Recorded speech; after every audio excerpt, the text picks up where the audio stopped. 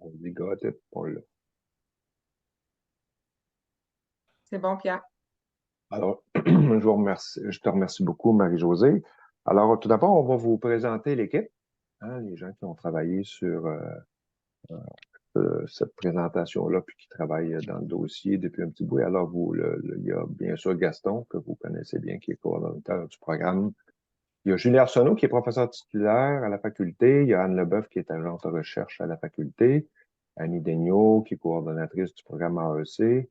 Il y a Catherine Élément-Bouliane, qui est responsable de la recherche et développement au CEPOC. Il y a Simon Tremblay, qui ne peut pas être avec nous, mais qui vous salue tous et toutes, qui est biologiste moléculaire au laboratoire de santé animale du MAPAC. Et il y a Roxane Hart, qui est avec nous, qui est responsable du réseau des petits ruminants et du secteur des cervidés au MAPAC. Alors, merci à cette belle équipe. On passerait maintenant au plan de la rencontre. Alors, on va vous tout d'abord commencer par le projet de recherche, contexte, objectifs, activités et activités, réalisées à ce jour.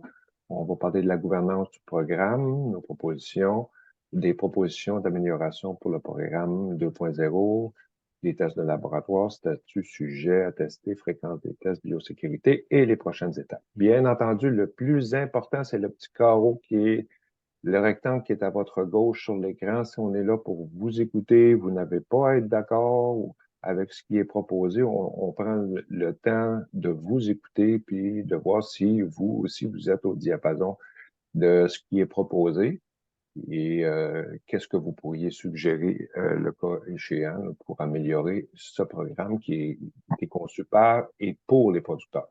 Alors, on passerait maintenant à la première partie, qui est le projet de recherche, puis j'inviterai Julie Arsenault à bien vouloir nous commencer à nous présenter le tout. Je vais inviter Gaston à présenter. C'est ça. Je te pardonne, Pierre. Oui, c'est-à-dire que c'est la même chose que j'ai présenté au rendez-vous du CEPOC au printemps. C'est pour vous expliquer un peu la démarche. Je ne lirai pas tout cette diapositive-là, mais la démarche qui s'est entreprise il y a quelques années.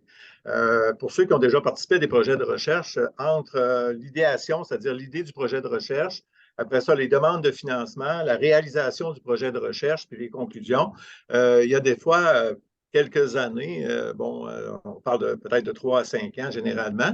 Donc, c'est en fait, depuis, ce programme-là existe depuis 2006, que le CEPOC le coordonne entre autres. Il y avait eu un projet pilote à l'avant, mais je pense que dans les années 2020, je pense que c'était important de se questionner sur ce projet-là. Donc, il y a eu toutes ces étapes-là qui ont été réalisées jusqu'à maintenant pour arriver finalement au point qui est simple sur la diapositive, c'est proposer des pistes d'amélioration du programme. Et voici ce qui a déjà été fait. Puis, dans les étapes déjà réalisées, il y a eu une large consultation, puis je voudrais aussi mentionner que oui, parce que c'est un projet du CEPOC, avec les partenaires de la faculté et du MAPAC, bien entendu. Mais quand on parle de consultation, ça a toujours été des consultations qui ont été dirigées vers la faculté, vers Julie Arsenault et son équipe de recherche. Donc, ça a toujours été confidentiel. Oui, on a pris connaissance des enjeux, qu'est-ce qui était ressorti du sondage de consultation où il y a eu 68 personnes qui ont participé, les groupes de discussion aussi, les focus group qu'on appelle aussi en anglais, tout aussi des analyses et les réponses, des données descriptives du programme aussi. Il y a eu aussi des consultations avec l'Ontario parce qu'on sait que au Canada, il existe 2 programmes d'assainissement. Il y a le programme québécois et le programme ontarien. En Amérique du Nord, il y a, je pense, l'État du Minnesota qui en a aussi. Et c'est sûr qu'en Europe, il y en a quelques-uns où aussi on a pris connaissance, mais je pense qu'on avait le souci aussi d'entendre ce qui se passait en Ontario, leurs préoccupations puis leurs enjeux. Puis je vous dirais, évidemment, ce n'est pas copie conforme, mais ça se ressemble beaucoup.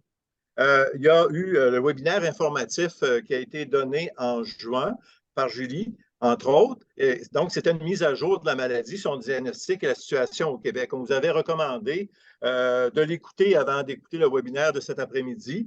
Si ce n'est pas chose faite, on ne vous exclura pas de l'après-midi, soyez sans crainte. mais je vous inviterai aussi, si ce n'est pas déjà fait, à le consulter ou à le reconsulter parce qu'elle a une mine de renseignements, je pense, qui sont importants à comprendre ou à réaliser, là, qui nous a conduit aussi avec ces enjeux-là, ces défis-là, à ce qu'on va proposer aujourd'hui, justement, dans ce webinaire de consultation, une proposition de scénario pour l'amélioration du programme d'assainissement. Puis ce qu'on a entendu, je pense, ce qu'on a vu, c'est qu'on est tous dans cet alignement-là de vouloir améliorer ce programme-là parce qu'évidemment, il y a presque une centaine d'adhérents au Québec.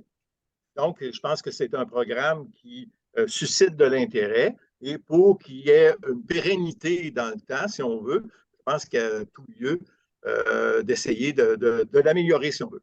Dans les étapes à venir, c'est bien entendu, par rapport à ce qu'on va discuter aujourd'hui, ce qu'on va entendre de votre part, il y a l'élaboration d'un programme 2.0 à partir du statu quo vers les étapes, pas des étapes, mais les points qu'on vous mentionnera aujourd'hui. Il y a tout ça qui va nous permettre de comprendre encore plus vos besoins, comprendre vos commentaires aussi. Et on vous proposera, tout dépendant de l'alignement qu'on prendra au niveau de l'allure de discussion qu'on aura aujourd'hui et ce qu'on vous présentera aussi. La consultation va continuer jusqu'au 1er octobre, mais ça, je pense qu'on va le répéter aussi, c'est important. Oui, parce que vous êtes présents, et on vous en remercie beaucoup, mais il y en a plusieurs qui ne sont pas présents aussi, qui méritent aussi de donner leur opinion par rapport à ce qu'on va discuter aujourd'hui. Et il y aura vraiment un échéancier qu'on vous présentera à la fin du webinaire. La gouvernance. La gouvernance, c'est encore moi qui va vous en parler. Puis je pense que c'est une chose qu'on a réalisée, entre autres, à l'équipe. Oui, le CEPOC coordonne le programme depuis 2006. Oui, le MAPAC s'y investit au niveau des tests de laboratoire, puis au niveau aussi du programme ASAC pour défrayer une partie des frais vétérinaires, mais il n'y avait vraiment rien d'écrit noir sur blanc. Dans cette diapositive-là, il y a des choses qui se faisaient déjà, mais sans que ça soit justement écrit noir sur blanc. Ce qu'on appelle, ce qu'on a décidé de proposer d'appeler, c'est le comité de gestion, donc qui est composé du CEPOC, de la Faculté de médecine vétérinaire et du MAPAC. Vous voyez à côté, à droite de l'écran de la diapositive, finalement, le bénéficiaire, c'est vous, les éleveurs, qui êtes au centre de tout ça. Et vous avez également votre médecin vétérinaire praticien qui vous accompagne dans tout ça. Et autour, il y a la coordination du CEPOC. Il y a les analyses de laboratoire faites par le MAPAC et le soutien du MAPAC aussi, entre autres par Roxane, qui est présente avec nous aujourd'hui, et l'appui scientifique de la Faculté de médecine vétérinaire. Donc, c'est Julie et Anne, particulièrement aujourd'hui, qui sont là, particulièrement de ce côté-là. Et ces gens-là, autour d'une table, qui n'avaient pas le nom de comité de gestion avant, mais ils se réunissaient vraiment régulièrement depuis plusieurs années par rapport à les défis, les enjeux qu'on avait, par rapport à discuter, pour voir s'il y avait des changements qu'on pouvait apporter. C'est grâce à cette entente qu'on a entre nous que, justement, le projet de recherche s'est fait et s'est articulé. Donc, ce que ça va faire un comité de gestion et ce que ça fait en partie déjà, la gestion globale du programme, la mise en place des modifications, les communications envers les vétérinaires, les adhérents et les éleveurs. Et ce qui est vraiment nouveau, ce qu'on y tient beaucoup, ce qui ne se faisait pas avant, on y tient beaucoup, mais votre opinion est chère là-dedans aussi, c'est une consultation annuelle des éleveurs et des parties prenantes. Évidemment, auparavant, ça se faisait plutôt par commentaires individuels avec un à un avec l'éleveur ou le coordonnateur ou d'autres personnes qui étaient au niveau du comité de gestion, mais de mettre ça écrit noir sur blanc sur papier, ça nous amène justement du côté droit de la diapositive avec la consultation annuelle avec les éleveurs ovins, les médecins vétérinaires et les autres parties prenantes pour que justement on recueille vos commentaires et évidemment pour orienter et alimenter le comité de gestion dans son travail et dans ses décisions. Donc, ça va partir de ça et en allant vers le comité de gestion pour que dans dans l'articulation du futur de ce programme-là, ben, je vais le dire bêtement comme ça, qu'on n'attende pas 20 ans avant de faire des changements s'il y a lieu. Et ça va permettre, si jamais il y a aussi des modifications qu'on fait, si jamais il y a des modifications qu'on fait au niveau du programme, ben, ça va permettre aussi, au bout d'un an, entre autres, de pouvoir aussi vous consulter pour voir comment ça se vit sur le terrain, les modifications qui ont pu être faites, entre autres. Donc, c'est vraiment une partie de la proposition nouvelle. Donc, c'est vraiment mettre noir sur blanc, je me répète, noir sur blanc, ce qui existait en partie, mais ce qui nous semble avoir une amélioration au niveau de la consultation annuelle. Et on a marqué annuellement, mais évidemment, s'il arrive des impairs, des problèmes majeurs, évidemment, on connaît tous vos adresses, on est en mesure de vous rejoindre assez facilement si nécessaire. Donc, j'ai fait le tour pas mal de cette série. Merci, Dr. Liu. Est-ce qu'il y a des commentaires, des suggestions, des questions sur cette première partie? On rappelle que c'est tout simplement de mettre noir sur blanc, comme pour reprendre les mots de Dr. Liu, puis de s'assurer qu'on vous consulte annuellement sur un programme qui est important pour vous. Si les gens, peut-être ajouter, si je peux me permettre, si les gens sont plus à l'aise de communiquer via le chat, là, la petite bulle en bas, conversation, ils peuvent le faire également. Ouais, si quelqu'un lève la main, par exemple, il va falloir que vous me l'indiquiez parce que je ne le vois pas. Oui, là. je surveille ça, Pierre. Merci, Marie-Josée, d'être mon ange gardien. Alors, s'il n'y a pas de commentaires, de questions, ça voudrait dire que vous êtes à l'aise avec ce qui est proposé dans cette partie-là. Alors, et Pierre, il y aura toujours moyen aussi, au fur et à mesure, d'émettre d'autres commentaires parce que les participants vont quand même découvrir d'autres propositions qui devraient s'articuler ensemble. Donc, ça va être important de ne pas négliger aucune partie de ce qu'on vous propose. Non. Ce que je veux dire, c'est qu'on a terminé cette première présentation. Les gens sont à l'écoute. Il n'y a pas de commentaires pour le moment, donc on peut passer à la prochaine étape. Proposition d'amélioration pour le programme 2.0. Julie?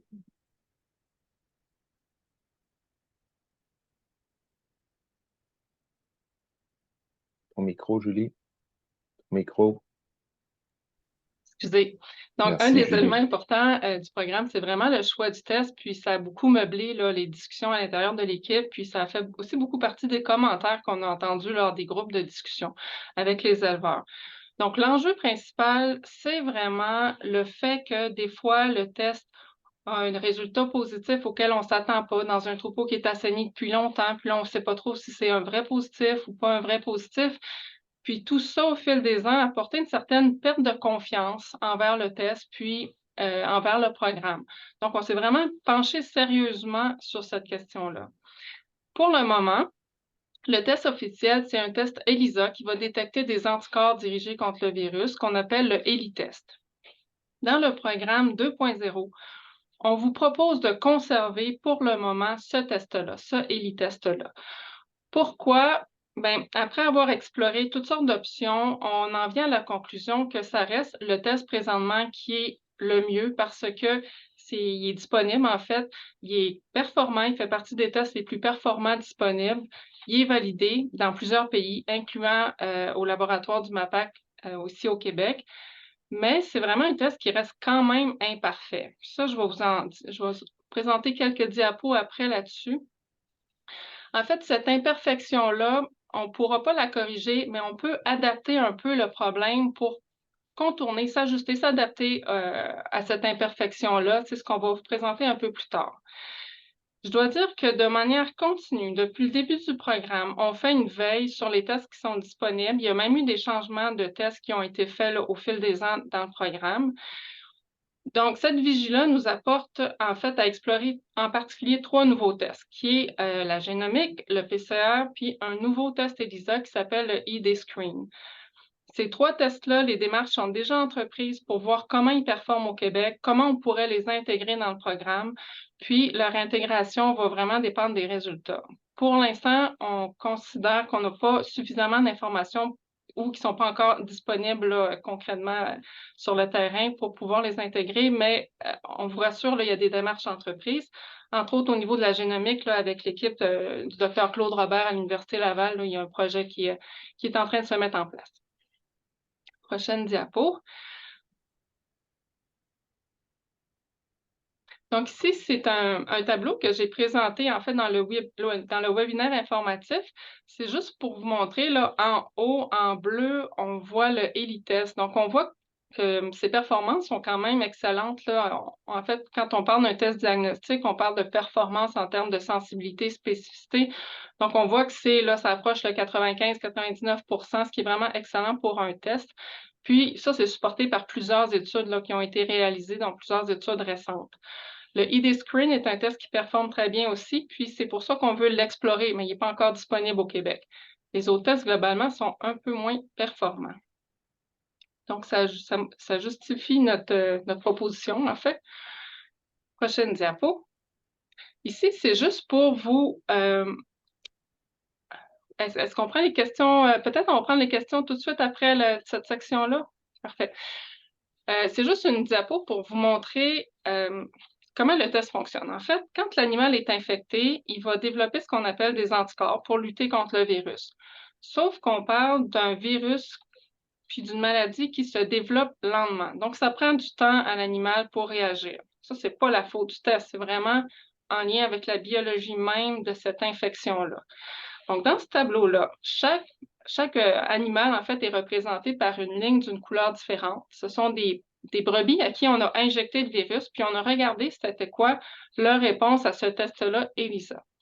Donc, en bas de la ligne pointillée noire, on voit des réponses négatives. En haut, c'est des réponses positives. Donc, plus l'animal réagit, plus son test va être...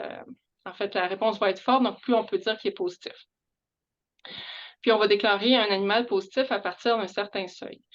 Donc, on peut voir que, par exemple, l'animal en bleu, il était négatif au début, il est devenu positif très rapidement, il est retourné négatif, puis ensuite, il est devenu de plus en plus positif.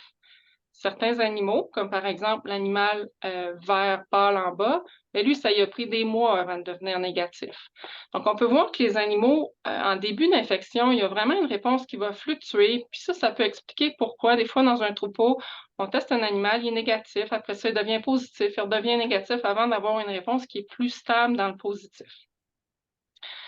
Ensuite, oui, puis ça, quand un animal reçoit un test négatif alors qu'il est réellement infecté, la plupart du temps, c'est vraiment en lien avec l'animal en tant que tel, que ça y prend du temps là, avant de développer des anticorps puis répondre à l'infection.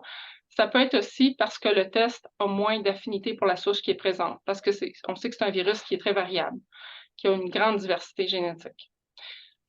Si on regarde le graphique de droite maintenant, ce sont des brebis qui ne sont pas infectées. Donc, dans la majorité des cas, les brebis qui ne sont pas infectées vont avoir un test négatif. Ça peut arriver exceptionnellement qu'il y ait un test positif. C'est difficile à expliquer. Une raison, c'est les anticorps maternels. C'est sûr que si un agneau boit du colostrum d'une brebis qui est infectée et qui a des anticorps, l'agneau va être positif au test, même s'il n'est pas infecté, puis éventuellement, il va redevenir négatif. Il y a d'autres raisons aussi qui semblent faire en sorte que de temps en temps, on a un test positif chez un animal qui n'est pas infecté, mais ces raisons-là restent encore à ce jour beaucoup moins connues. Il faut savoir qu'au Québec, on fait des milliers de tests chaque année. Donc, c'est normal que de temps en temps, il y ait un animal qui sorte positif, même s'il n'est pas réellement infecté, même si le test est quand même très, très bon, là. Prochaine diapo. En termes de génomique, il y a plusieurs gènes récemment qui ont été associés en fait avec un risque d'infection moins grand pour le virus du MEDIVIS-9. Parmi ces gènes-là, le gène le plus prometteur, c'est le TMEM 154. Ce gène-là, il code pour une protéine transmembranaire, mais dont la fonction jusqu'à ce jour est encore inconnue. Il y a quand même une assez bonne variété génétique là, dans ce gène-là. Il y a environ 15 types différents qui ont été décrits. Puis, c'est surtout les types 1 et 3 qu'on va retrouver d'après des études qui ont été faites chez des moutons aux États-Unis. quand un animal, en fait, quand une brebis infectée est reproduite avec un mâle, puis de type 1-3 les deux, ben là, ça va donner des agneaux qui peuvent avoir le type 1-1, 1-3 ou 3-3. Puis quand on fait le suivi dans le temps de ces agneaux-là, si on regarde le graphique à droite, ben, on peut voir qu'au bout d'environ 4 ans, les agneaux qui étaient de type 1-3 et 3-3 étaient presque tous infectés à la fin, donc 90% d'infection, alors que les agneaux qui étaient de type 1-1, qui est le type vraiment qu'on recherche pour la résistance au Medulus-là, il y avait seulement 10% d'infection. Donc, on voit que c'est prometteur, mais que ça ne réglera pas tout non plus. Ils ne sont pas résistants à 100% à l'infection. C'est juste que ça diminue quand même de façon intéressante là, le risque d'infection. Prochaine diapo. C'est donc une piste à explorer, qu'on explore présentement d'ailleurs. Les questions qui restent à répondre, ben, est-ce que ces haplotypes d'intérêt-là, le 1-1, est-ce qu'il est fréquent au Québec? Est-ce qu'il est fréquent chez toutes les races ou chez certaines races seulement? Est-ce qu'il y a une corrélation entre la résistance génétique au virus et les traits de productivité? Parce qu'on ne voudrait pas non plus nuire à la production des animaux en sélectionnant sur cette résistance-là. Puis finalement, on se rappelle que c'est un gène qui a une fonction qui reste encore inconnue. Donc, est-ce que le fait que le virus mute, parce qu'on sait que c'est un virus qui change constamment, là, qui mute beaucoup, est-ce que ça va être un obstacle ou non? C'est-à-dire, est-ce que le virus va être capable de changer dans le futur pour faire en sorte que même les animaux qui semblent génétiquement résistants ne le soient plus tant que ça? Donc ça, c'est toutes des questions qu'on se pose présentement, puis pour lesquelles on n'a pas encore la réponse, mais comme je vous dis, là, on le regarde vraiment sérieusement. On a un projet qui est en train de se mettre en place là-dessus. Prochaine diapo. Pour les autres éléments liés au programme, donc les tests dans le lait. Actuellement, ce n'était pas possible de le faire. Pour le programme 2.0, ce qu'on vous propose, puis c'est vraiment une proposition, c'est de les rendre possibles en phase d'assainissement seulement. Pourquoi? Parce que ça limite les coûts. Puis en fait, ça serait de les rendre possibles là, si le vétérinaire praticien est d'accord avec ça pour la ferme. Pourquoi on propose de les rendre possibles seulement en phase d'assainissement? Parce que c'est des tests qu'on peut juste faire chez les animaux qui sont en lactation, puis parce que c'est des tests qui sont aussi un peu moins performants que ceux qu'on fait sur le sérum, sur le sang. Pour la confirmation d'un positif, dans le programme actuellement, c'est possible, dans certaines situations, de reconfirmer un positif pour voir s'il est réellement positif. Dans le programme 2.0, ce qu'on propose, c'est de garder ces confirmations-là uniquement pour des situations qui vont être vraiment exceptionnelles. Pourquoi? Bien, parce que ces animaux-là positifs, qu'on va retester négatifs, ils continuent quand même de représenter un risque plus important de propagation de la maladie dans le troupeau parce que, comme je vous ai montré tantôt, ça fluctue en début d'infection, les anticorps. Donc, c'est possible que même s'ils testent négatifs ensuite, qu'ils redeviennent positifs par la suite. Donc, ça représente un risque. Puis, on se demande si, en fait, la tolérance qu'on a eue un peu sur ces positifs-là n'a pas pu contribuer à la propagation de l'infection dans les troupeaux. Pour ce qui est des analyses en poule, présentement, elles sont permises. On suggère de les garder, les analyses en poule, tout simplement parce que c'est intéressant, c'est moins cher, en fait, pour les éleveurs. Ça rend le programme plus accessible, même si on est conscient là, que ça peut diminuer un peu la performance à ce niveau-là quand on fait des tests en poule. Prochaine diapo. On vous écoute. J'ai terminé. Je pense qu'il y a déjà une question de... Oui, il y avait Simon Verge qui avait déjà une question. Vas-y, Simon, on t'écoute. En fait, j'ai une couple de questions. D'abord, le ID Screen là, que tu as évoqué, Julie, je pense qu'il est intéressant. Là, tu dis qu'il n'est pas disponible au Québec présentement. Mais autant comme praticien que comme éleveur, je m'aperçois qu'effectivement, ce qui irrite beaucoup les éleveurs dans le programme, c'est quand il y a des tests positifs qui sortent dans des troupeaux assainis. Je pense que si on était capable d'avoir un test qui ait une spécificité meilleure, c'est quand même important d'avoir 10% ou à peu près, de passer de 90 à 99% de spécificité, de se dire que un cas sur 10 qu'on va sortir positif peut être une erreur. C'est quand même quelque chose qui est irritant pour les éleveurs. Puis de perdre un statut, c'est pas un détail pour la plupart d'entre eux. Une des questions que j'ai, j'ai fait mes devoirs, j'ai pris le temps de réécouter ta présentation avant la conférence d'aujourd'hui. Tu as parlé beaucoup du PCR. Je me posais la question, on avait précédemment, dans le cas où il sortait un cas positif, on l'envoyait en Ontario, on avait un test qui était fait avec le IDEX, qui n'était peut-être pas le test idéal parce qu'on sait qu'il n'est pas très sensible. Mais est-ce que l'option d'avoir accès à un PCR, un contre-test, de quelque façon, qui soit payé par le MAPAC, à moitié par l'éleveur et le MAPAC ou complètement par l'éleveur, ça ne serait pas un moyen de sauver des fois de la génétique pour un statut de troupeau? Parce que je suis d'accord avec toi de dire qu'effectivement, d'être trop lousse, des fois, il y a des animaux qui effectivement vont peut-être sortir positif une fois, négatif après, redevenir positif après, ça existe. Mais force est d'admettre qu'il y a aussi des tests qui sont des faux positifs qui sortent. Fait que j'aimerais t'entendre sur le PCR. Puis j'ai une autre question après concernant le génotypage. Oui, ça serait vraiment intéressant d'avoir le PCR. Puis justement, avec le laboratoire du MAPAC, on est en train de voir pour possibilité de valider le PCR et l'ID Screen.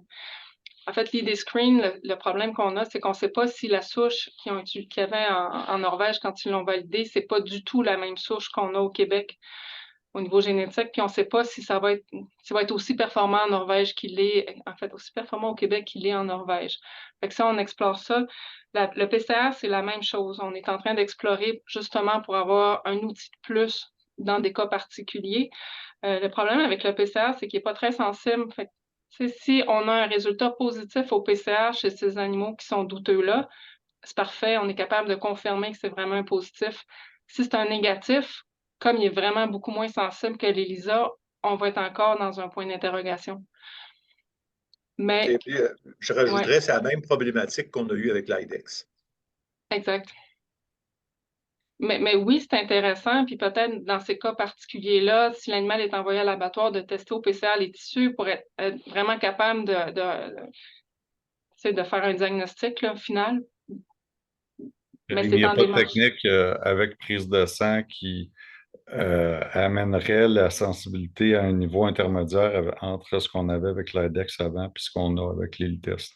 Parce que loin de moi l'idée de remettre en question que le choix de l'ILTEST est le bon. Là. J'ai encore confiance à ce test-là, mais quand il sort des faux négatifs, des faux positifs, faut... je trouve ça un peu drastique de dire qu'on n'autorisera plus des retests de quelque façon ou pour des raisons vraiment très exceptionnelles. Surtout si on n'a pas de test, si on n'a pas de test alternatif. Ben, on prend le commentaire, puis c'est un excellent commentaire. On est là pour écouter. Plus tard dans la présentation, on va parler de qu'est-ce qu'on fait justement avec ces positifs-là, puis peut-être que ça va répondre en partie à la question. Vous avez une autre question, Simon? Ouais, mon autre question, c'était au niveau du génotypage. Tu Oui. as parlé beaucoup dans ta présentation du génotype 1. Moi, je me suis amusé à faire quelques génotypages il y a quoi, 2, 3 ans. Là. Puis, on parlait aussi du haplotype 4. J'ai cru voir dans la littérature qu'il semble moins prévalent, il est plus difficile, il est moins fréquent, puis tu n'en as pas comme parlé du tout, mais il semblait amener une bonne résistance. Puis moi, est-ce que c'est l'effet du hasard? Il m'en a sorti quand même un positif dans le Texel puis dans le Dorper. Fait que je me dis peut-être qu'il ne faut pas le négliger non plus. Fait qu'il y a ça. Oui. Oui, je suis entièrement d'accord. J'en ai pas parlé parce qu'on manquait un peu de temps, mais dans les résultats qu'on va obtenir, on va regarder l'ensemble des génotypes puis si c'est associé ou pas avec le résultat à l'élitesse. L'autre commentaire, c'est un commentaire que Simon, je veux juste voir si David a encore sa question avant, si tu permets. Là. Oui. David, tu avais une question, toi aussi? Mets ton micro, on ne t'entend pas, David. Je vais te revenir, Simon. Je ne sais pas là, si y a moyen répondu. Là. Dans le cas où moi, apparemment, j'ai une souche là, spéciale, là, différente, là, puis que là, les tests, on va pas le trouver, ou trouve trop, ou en tout cas, ça agit différemment, ça Avez-vous une idée par rapport à ça? Je me suis fait dire que le PCR fonctionnait pas, probablement pas parce que j'ai une souche différente. Les vitesses les trouvent, mais ça agit différemment chez nous au niveau de la contamination. Je suis pas le seul, là. Il y en a d'autres dépositaires dans le même cas, là. Est-ce qu'il y a une idée là, par rapport à ça? Ben, on veut tester le ID Screen. Puis peut-être que le ID Screen va mieux réagir dans certains troupeaux que l'ELITest, tout dépendamment de la souche qui est là. Puis, on aimerait ça. Là, présentement, on n'a pas le financement pour faire ça, mais on explore aussi la possibilité de regarder c'est quoi les souches qui sont au Québec, puis c'est quoi la réponse aux différents tests par rapport à ces souches-là. Mais pour le moment, c'est comme un projet qu'il faudrait faire. On n'a pas les réponses à ça aujourd'hui. Est-ce que ça Il y a répond beaucoup à ta question? d'intérêt pour aller les chercher. Est-ce que ça répond à ta question, David? Ça ne te satisfait pas, mais ça répond à la question. Merci. Simon, c'est à vous. L'autre chose, je jasais avec un éleveur là, il y a pas si longtemps qui testait et qui a fait beaucoup de sélection génétique au sein de son troupeau dans les dernières années sur le Meduvizina. Puis cette personne-là s'est amusée aussi à faire du génotypage. Puis cette personne-là était assez contente en faisant des génotypages de constater qu'elle avait beaucoup de diplotypes 1-1. J'ai un peu répondu qu'à mon sens, c'était peut-être pas le fruit du hasard, que peut-être qu'en faisant de la sélection génétique, en partant dans des troupeaux qui sont avec une prévalence moyenne, puis qu'on arrive presque au seuil de l'éradication, on a peut-être indirectement sélectionné déjà des haplotypes 1. Je ne sais pas si tu abordes dans le même sens que moi, Julie, mais Complètement. Complètement. Puis ça fait partie des hypothèses qu'on va vouloir tester. C'est faire la corrélation entre le statut actuel médicinal du troupeau puis les génotypes qui sont présents. Là. Mais c'est très possible qu'on ait déjà sélectionné pour ça. puis, Là, mon dans cette dernier- section, oui, juste un instant, Simon, si vous voulez bien. Là, dans cette section-ci, on vous a fait une série de propositions, puis j'aimerais beaucoup vous entendre sur les propositions. On va terminer, vous inquiétez pas, Simon, je vais revenir à vous, là. C'est juste que là, moi, si on fait une consultation, puis les commentaires, on les fait comme Simon puis David viennent de le faire, c'est parfait. Mais il faut pas oublier aussi qu'on a des tableaux qui sont passés avant, puis sur lesquels il faudrait avoir des réponses de votre part. Fait que, je voulais juste vous rappeler ça avant de revenir à Simon. Vous pouvez y aller, Simon. Aviez-vous une autre question, Simon? Ouais, j'essayais de me démuter, mais je ne suis pas sûr que j'ai compris votre dernière intervention. Non, Au c'est niveau des juste parce tableaux, qu'on a on a des tableaux avant. Je voulais juste rappeler aux gens l'importance aussi que dans une consultation, de revenir à des éléments de consultation entre les commentaires est très intéressant que tout le monde fait jusqu'à présent. Je veux rationaliser un peu je Donc, veux qu'on peut-être soit un vous petit peu. entendre. Moi, si je peux clarifier, peut-être vous entendre sur les retests, sur le fait qu'on permet les tests dans le lait maintenant, sur le fait qu'on considère, on garde les tests, mais on regarde 3 possibilités d'autres tests. Puis le dernier point, là, je l'oublie, là, ça prendrait la diapo avant, mais On peut revenir sur la diapo avant, s'il vous plaît?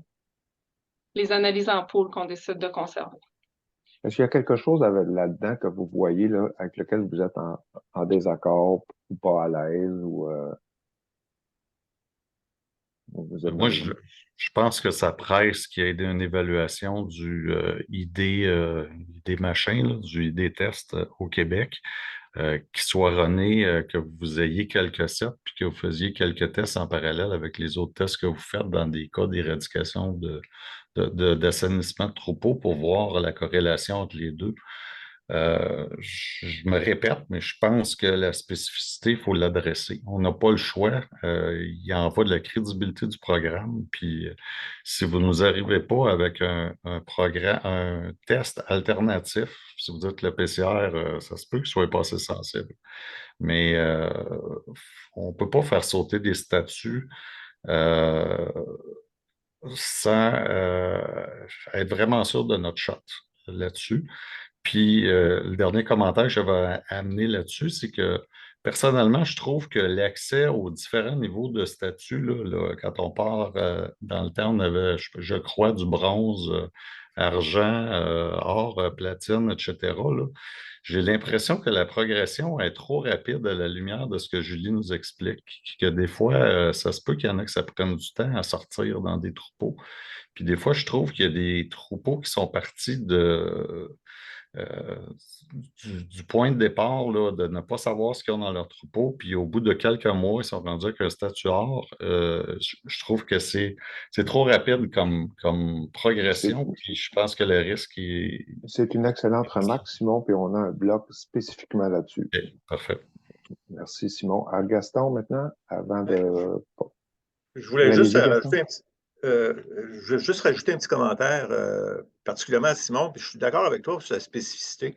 Mais ce qui est dangereux pour un troupeau, c'est aussi des faux négatifs.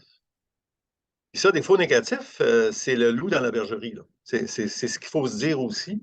Fait que c'est la balance entre les deux qui n'est pas évidente, vraiment pas évidente à avoir. Puis on voit les meilleurs tests, là, ils ne sont pas à 100%. Ils sont tous à peu près égales, sensibilité, spécificité. Fait qu'il il faut voir aussi, oui, ça peut arriver qu'il y a un animal, un faux positif, mais plus qu'on aura un test qui est spécifique et sensible, moins qu'on aura cette probabilité-là. Il faut évaluer le risque qu'on a à faire le juste équilibre entre les deux. Merci, M. Guégaud. Alors, puisqu'il n'y a pas d'autres commentaires sur cette partie, on passerait au statut, sujet et fréquence des tests. Oui, en fait, ça, c'est vraiment un élément vraiment important aussi qui a suscité beaucoup de réflexions, de discussions dans l'équipe de travail. Les deux, en fait, l'enjeu majeur qui a été vraiment rapporté, c'est encore en lien avec le test, c'est le fait que plusieurs troupeaux ont quelques résultats positifs. Puis là, on parle autant d'un troupeau qui est en voie d'assainissement, puis que surtout les très gros troupeaux, là, ça devient très difficile d'atteindre un statut parce qu'il y a souvent un animal, deux animaux qui sont positifs, puis on n'est pas capable de savoir si c'est vraiment des vrais positifs ou pas. Puis dans certains cas, il y a des gros troupeaux qui n'arrivent jamais à obtenir un statut, malgré tous les efforts qui sont faits, puis malgré le fait que c'est des troupeaux qui sont à très faible risque d'infection. Chez les troupeaux avec statut aussi, c'est un problème. On le voit de plus en plus. Des fois, un animal positif qui ressort dans un troupeau qui a un statut depuis longtemps. On l'a vu dans les projets de recherche récents, on le voit aussi dans le programme. Puis, c'est quand même assez fréquent, plus que ce à quoi on s'attendait. Ça nous a questionné beaucoup. Est-ce que c'est en lien, ça, avec le fait qu'on a permis des retests d'animaux? Donc, est-ce qu'il y a eu des animaux positifs qui ont été gardés dans le troupeau sans amener une propagation insidieuse? Ou est-ce que c'est dû à la spécificité de notre test qui est imparfaite? Parce que, on teste des milliers d'animaux chaque année, là, puis donc on s'attend à avoir un certain nombre d'animaux qui sortent positifs alors qu'ils ne sont pas réellement infectés.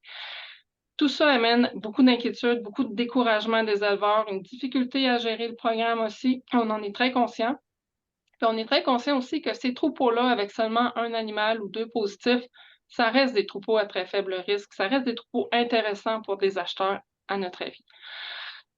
Le deuxième point sur lequel on a réfléchi, est-ce que le statut argent, or et diamant représente un risque qui est vraiment si différent que ça?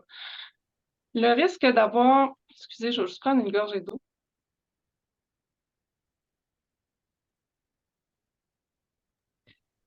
Le risque d'avoir des animaux positifs dans un troupeau, il est minimal quand la biosécurité est excellente, c'est-à-dire qu'il y a très peu de mouvements d'animaux.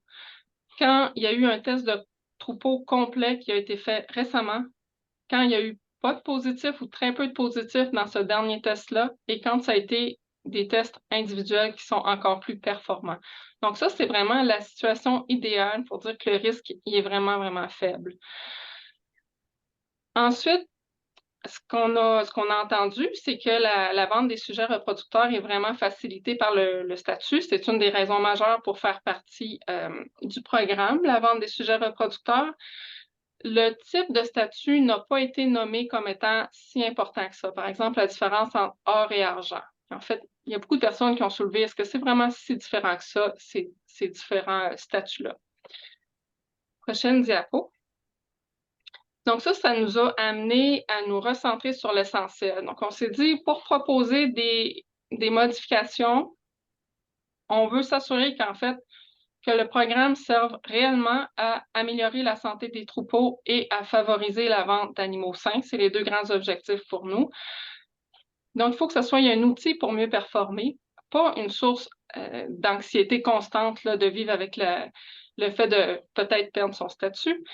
Et le statut doit être représentatif le plus possible du risque d'infection du troupeau. On pense aussi que le programme doit évoluer avec les nouvelles connaissances, mais il ne faut jamais oublier de reconnaître les efforts et les investissements de ceux qui participent depuis longtemps puis qui ont un statut depuis longtemps en même temps. Donc, c'est vraiment avec tout ça en tête qu'on vous fait les suggestions suivantes, puis je vais laisser la parole à Gaston. Ça, cette diapositive-là, ça indique la situation actuelle. Donc, en voie d'assainissement, c'est des troupeaux qui sont retestés aux environs de 6 mois à 8 mois, évidemment, puis on atteint le statut argent quand tous les sujets de plus de 6 mois sont négatifs.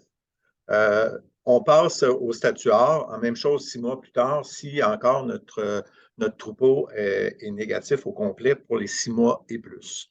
Fait que ça, c'est vraiment un niveau quand même de sécurité important parce que tout le troupeau est testé, donc il n'y a pas des animaux égarés pendant plusieurs années qui ne sont pas testés, qui peuvent être des animaux positifs, même s'ils n'ont pas de symptômes. Là. Ils peuvent paraître en parfaite santé, mais pas avoir de symptômes. On passe au statut diamant.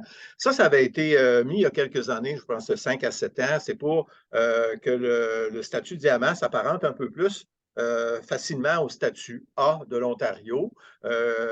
Donc, où il y avait, eux autres, un niveau supérieur à ce moment-là. Fait que le statut diamant s'apparentait plus à ça. Mais à partir du moment où le statut A est atteint, c'est des pourcentages du troupeau seulement qui est testé. Pour vous donner un exemple, pour ceux qui sont moins familiers, on va tester 80 brebis sur un troupeau de 300.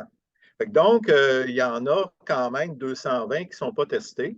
220 qui ne sont pas testés année après année, sans autre exigence pour conserver le statut de diamant que tous les animaux soient négatifs. Donc, prochaine diapositive. Fait que ça, c'est une situation, puis je pense qu'elle est imagée avec la brebis sur le bord du précipice. Puis Simon, tu l'as bien mentionné tout à l'heure que justement, la perte d'un statut, c'est majeur.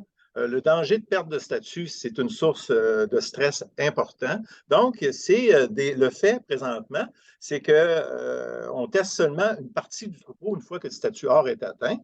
Puis, il y a eu aussi une certaine forme de tolérance parce qu'on avait été chercher ce qui était à l'époque le IDEX, qui était le test le plus spécifique qu'on avait de disponible. Donc, pour essayer d'éviter la présence d'avoir des faux positifs, parce que vous avez des animaux d'excellente valeur, de très grande valeur génétique que vous ne voulez pas réformer, puis vous voulez être certain que ce ne soit pas des faux positifs. Par contre, comme je le mentionnais à Simon tout à l'heure, ça a peut-être permis de garder dans des troupeaux des faux négatifs. Parce que ces tests-là, parfois, manquent aussi un peu de sensibilité, non pas la qualité de sensibilité, entre autres, du test qui est utilisé présentement. Il y avait aussi le fait que les analyses sont effectuées en pôle, même si le laboratoire abaisse le seuil de positivité pour les pôles, il reste quand même que 5 sérums mélangés, si on a un individu faiblement positif avec 4 autres individus très fortement négatifs avec peu de réactions, ben c'est un danger. Ça diminue donc la capacité de détecter rapidement la maladie. Ça, on regarde, puis ça, soyez bien assis dans la prochaine diapositive. Il va y avoir un peu le début de la présentation de ce qu'il pourrait vous être suggéré aussi aujourd'hui. Donc, c'est d'avoir un filet de sécurité. On sait que les tests, ils ne sont pas parfaits. Je m'amuse à dire que l'ELITest qu'on utilise présentement, c'est le plus imparfait des parfaits présentement le plus parfait des imparfaits. C'est à ce moment-là, mais il n'est pas parfait non plus. Donc, il y a quand même, par rapport à sa sensibilité et sa spécificité, on a quand même une zone grise qu'il faut admettre. Il ne faut pas non plus penser qu'un jour, on aura un test 100% des deux côtés. C'est dans des tests sérologiques, je dirais, Julie est meilleur que moi pour répondre à ça, c'est impossible.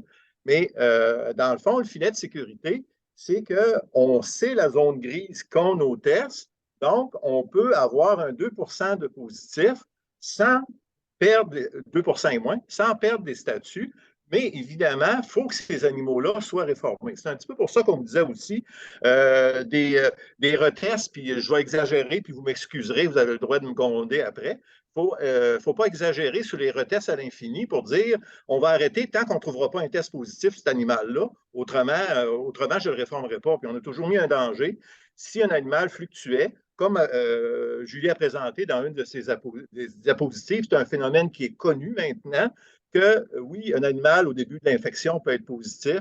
Après ça, il rebaisse sur un seuil de positivité. C'est des animaux qui sont, moi je vais le dire, dangereux pour un troupeau dans le type de statut ou dans le type d'analyse des statuts qu'on fait présentement. Donc, le 2%, il est là, c'est au niveau sensibilité et spécificité. Donc, ce fait d'admettre ça, mais tout en étant conscient que ces animaux-là doivent être réformés une fois qu'ils sont testés positifs, bien, ça diminue le stress et la pression liée à la perte de statut. Émotif et financier, parce qu'on passe du statut diamant au statut en assainissement, c'est en fait plusieurs étapes et des coûts financiers importants. Puis on sait que vous êtes des personnes qui investissent beaucoup, en plus sur la génétique, puis en plus sur la vente d'animaux. Je pense que cette façon de voir ou d'aborder ça, ça permet de valoriser, en tout cas, c'est ce qu'on pense, c'est ce qu'on vous propose, puis on va aimer vous entendre, ça valorise vos efforts d'assainissement. La prochaine diapositive. Donc, notre proposition, c'est 2 statuts. Puis, on va vous présenter des schémas par la suite. Je sais que c'est beaucoup d'informations qui vous sont présentées en quelques minutes. Ça va, oui, on va recueillir vos commentaires. Ça va mériter, j'imagine, aussi une relecture, puis vous asseoir, puis re-regarder ça de nouveau, puis en émettre aussi d'autres commentaires à la suite du webinaire. C'est ce qu'on va aimer aussi recevoir. Donc, le statut participant, c'est le troupeau qui est en voie d'assainissement. Donc, il y a encore un certain nombre, plus que 2% de positifs, finalement, dans son troupeau. Et l'autre statut, c'est le statut supérieur. Je vous dirais, ça fait l'objet de discussion, comment on devrait l'appeler. Ça fait qu'on s'est limité à statut supérieur, mais ça, on est évidemment ouvert à toute autre proposition. C'est certain que c'est les sujets de 6 mois qui sont testés négatifs. Évidemment, en résumé, un seul statut pour les troupeaux SNI. Mais il faut comprendre aussi, parce qu'il y a des enjeux pour les éleveurs, il y a des enjeux aussi pour les acheteurs. Donc, ça va être important de préciser de ce qui est le statut, entre autres supérieur, d'avoir des informations pour mieux communiquer le risque, puis l'exemple, puis la durée depuis l'obtention du statut. Et ça, ben, c'est en fait un vase communicant. C'est d'avoir le niveau de confiance aussi de l'acheteur. Il peut être vu aussi par rapport aux informations qu'on va trouver maintenant, qu'on pourrait trouver maintenant, je vais me mettre au conditionnel, bien entendu, au niveau de la façon qu'on va faire la démonstration des statuts. La prochaine diapositive. Bon, en fait, c'est les enjeux. Puis on a déjà mentionné, je pense que l'enjeu majeur, c'est le risque de propagation insidieuse de l'infection qui est difficile à détecter avec les tests partiels.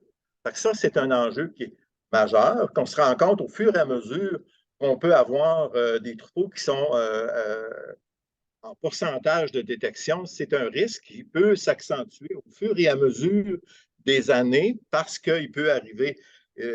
Un des plus grands risques, c'est l'introduction d'animaux, la biosécurité, les expositions, etc.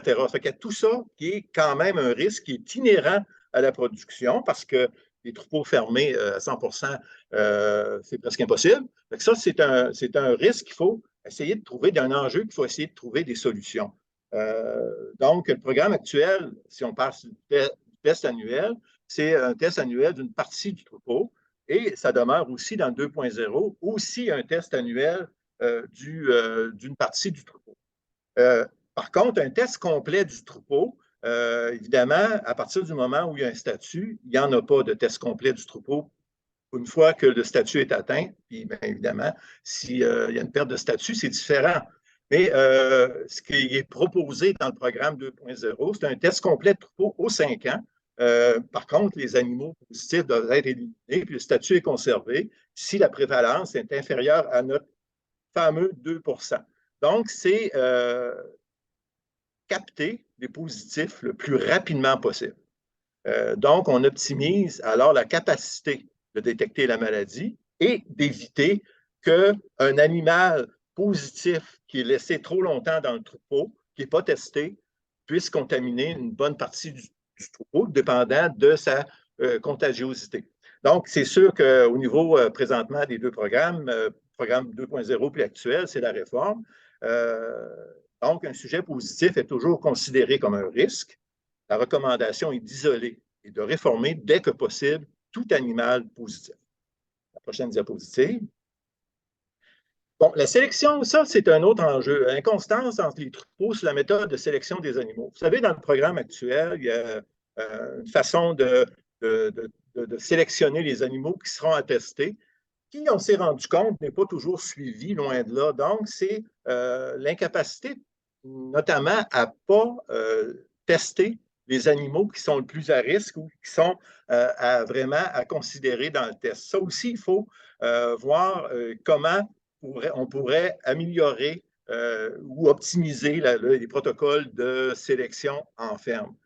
C'est toujours l'objectif de capter les positifs, d'avoir la meilleure méthode possible pour ne pas dire ben, on va tester juste les jeunes, ça va au moins de danger d'avoir un positif. Ce n'est pas ça qu'on veut. On veut que pour la pérennité de votre statut de troupeau, qu'on puisse les capter le plus rapidement possible pour les réformer le plus rapidement possible. Donc, il y aura dans le programme 2.0 certainement une clarification du protocole d'échantillonnage.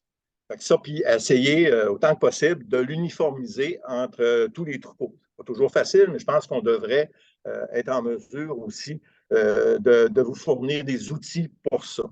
Évidemment, ce qui a été ressorti aussi des consultations, il y a un besoin d'équivalence avec l'Ontario et les autres régions. Évidemment, le cheptel québécois est de plus en plus et de mieux en mieux coté au niveau génétique. Donc, le commerce au niveau des autres provinces ou même international est très important. Donc, nos voisins, c'est l'Ontario, c'est un autre gros producteur d'animaux pur sang. Donc, on veut qu'aussi les échanges puissent se faire. Donc, il y aura des informations sur le certificat. Le nouveau certificat 2.0, évidemment, si on arrive à ça, ben, qui permettront de vérifier l'équivalence. Et par rapport à nos discussions, il va être peut-être impossible à 100% que nos deux programmes s'équivalent, mais je pense qu'avec, puis on croit, avec les informations qu'on va mettre sur ces certificats-là, on va être en mesure d'établir des équivalences aussi. Évidemment, les tests complets de troupeaux possibles, ça va être aussi selon les ressources du programme. Évidemment, demain matin, ben, pas demain matin, là, mais à partir du moment où, si on s'en va dans cette direction-là, de tester aux 5 ans, bien évidemment, il va falloir voir la capacité de testage aussi du laboratoire, autant au niveau financier que de ressources humaines. Et de toujours communiquer régulièrement avec l'Ontario, puis avec un intérêt mutuel de s'entraider justement pour arriver toujours au meilleur programme possible. À la prochaine. Et ça, ben, soyez pas trop étourdis, c'est vraiment la structure qui est proposée dans le 2.0 et finalement, c'est simplifié parce que c'est beaucoup plus simple, je vous dirais, que ce qui a été, ce qu'on faisait évidemment dans toute la dédale de suite au niveau du programme actuel. Mais évidemment, Catherine et Julie aussi ont monté comme un exemple de qu'est-ce qu'on fait avec un troupeau de 100 têtes, qu'est-ce qui arrive. Donc, on commence tout simplement un troupeau de 100 têtes. bien évidemment, on vise 2 et moins. Donc, vous voyez, ça va être les 2 vous voyez tout le temps, ça va faciliter votre compréhension. Bon, un test complet de troupeau à tous les 4 à 6 mois. Test complet, on parle des 6 mois et plus comme dans le programme actuel. Et pool accepté à partir du deuxième test, parce que le premier test, quand on ne sait pas quelle est la prévalence, donc la quantité de positifs, ben, c'est difficile d'aller avec, monétairement parlant, que ça soit avantageux pour vous. C'est difficile de vous conseiller un pool. Donc, on attend au deuxième test. Si la prévalence est faible, on va être en mesure d'aller avec un pool déjà. Donc, pour la prochaine diapositive, on va continuer à avoir, bon, le troupeau est inscrit. Ben là, j'ai un troupeau de 100 têtes et 10 de positifs. Donc, il y en a plus que 2 Donc, il revient dans la boucle vers le haut pour continuer le test 4 à 6 mois, 4 à 12 mois plus tard, si on veut. Fait que la réforme, par contre, des sujets positifs. Fait que ça, c'est bien important pour être certain qu'il ne subsiste pas un noyau de contamination. Donc, on arrive à notre 8 mois plus tard avec la latitude de quelques mois en moins, quelques mois en plus, selon les groupes d'agnelage, selon les groupes de reproduction. Je pense que c'est important de le dire. Il faut s'adapter et pas être rigide sur une date précise comme 6 mois. Et si tout va bien, un sujet de positif, donc on a 1 donc le troupeau est moins que 2 de séropositivité et le troupeau tombe au test supérieur. Mais ça ne s'arrête pas là. On continue à, je veux dire, monitorer ce qui peut se passer dans le troupeau. Il faut réformer, bien entendu, le sujet positif parce qu'on ne veut absolument pas que ce soit une source de contamination. Fait que là, 1 an plus tard, on arrive déjà au test partiel du troupeau. Et évidemment, ça va être encore le même type de données. C'est pour un 100 têtes, s'il y a 2 sujets et plus de positifs, bien, on retourne au statut participant tout en ayant la capacité de revenir quand même assez rapidement sur un autre test de troupeau. Si un sujet de positif seulement et moins, on réforme le positif et le troupeau conserve son statut. Fait que ça, c'est quand même important. Bon, la contrepartie de tout ça, pour l'enjeu justement de ce qu'on disait, d'avoir des tests de pourcentage qui étaient à l'infini, tant qu'il n'y a pas un animal de positif, bien, au bout de 5 ans, pour vérifier s'il n'y en a pas d'écarté dans le troupeau ou s'il n'y a pas eu un problème d'introduction d'un animal, parce qu'on a vu que ce n'est pas évident d'introduire un animal dans les graphiques de Julie, c'est que ça prend des fois beaucoup de semaines et de mois avant que l'animal devienne positif. Donc, je pense que l'écran de sécurité, un peu tout ça pour autant le producteur qui a ses animaux qui ne veut pas avoir une mauvaise nouvelle 5, 10 ans ou 20 ans plus tard, mais au moins d'avoir un monitoring plus rapproché. C'est un niveau de sécurité aussi qui va être intéressant, ce qu'on pense, ce qu'on propose au niveau des acheteurs. Fait qu'on continue. Fait qu'on poursuit toujours la même logique dans le 2 Si on se situe 2 et moins, on demeure dans le graphique en bas. Si on monte en haut de 2 bien, c'est sûr, on reteste tout simplement pour revenir à ça, mais on revient plus rapidement avec moins d'impact financier, moins d'impact réputationnel parce qu'on le reprend plus vite, le statut. Je pense que c'est une proposition qu'on pense qui peut diminuer le stress émotionnel, qui peut aussi diminuer le stress financier. Donc, après ça, on arrive, on parlait du statut. Fait que là, il faut dire, ben, c'est quoi la nouvelle mouture des certificats? Ben, le CEPOC, lui, fournit puis atteste les informations qui sont liées au programme. C'est date du début de l'assainissement. Bon, un troupeau qui est en assainissement depuis 2007. Statut supérieur obtenu en 2024. Des informations comme la date du dernier test, la date du dernier test complet de troupeau. Les tests ont-ils été faits en pool ou en individuel? Les nombres de positifs au dernier test. Ça, c'est la partie qui peut apparaître plus facilement comme sur le fameux certificat qu'on donnait auparavant. Et par contre, il y a une partie éleveur aussi, une partie éleveur qui fournit un certain nombre d'informations. Fait que, l'exemple, c'est principalement ce qu'on parle ici au niveau de la biosécurité. Il va attester avoir respecté les règles de biosécurité exigées dans le cadre du programme. J'atteste avoir réformé, exemple, les sujets positifs détectés dans mon élevage. J'atteste avoir testé les animaux que j'ai introduits dans mon élevage et avoir réformé les positifs.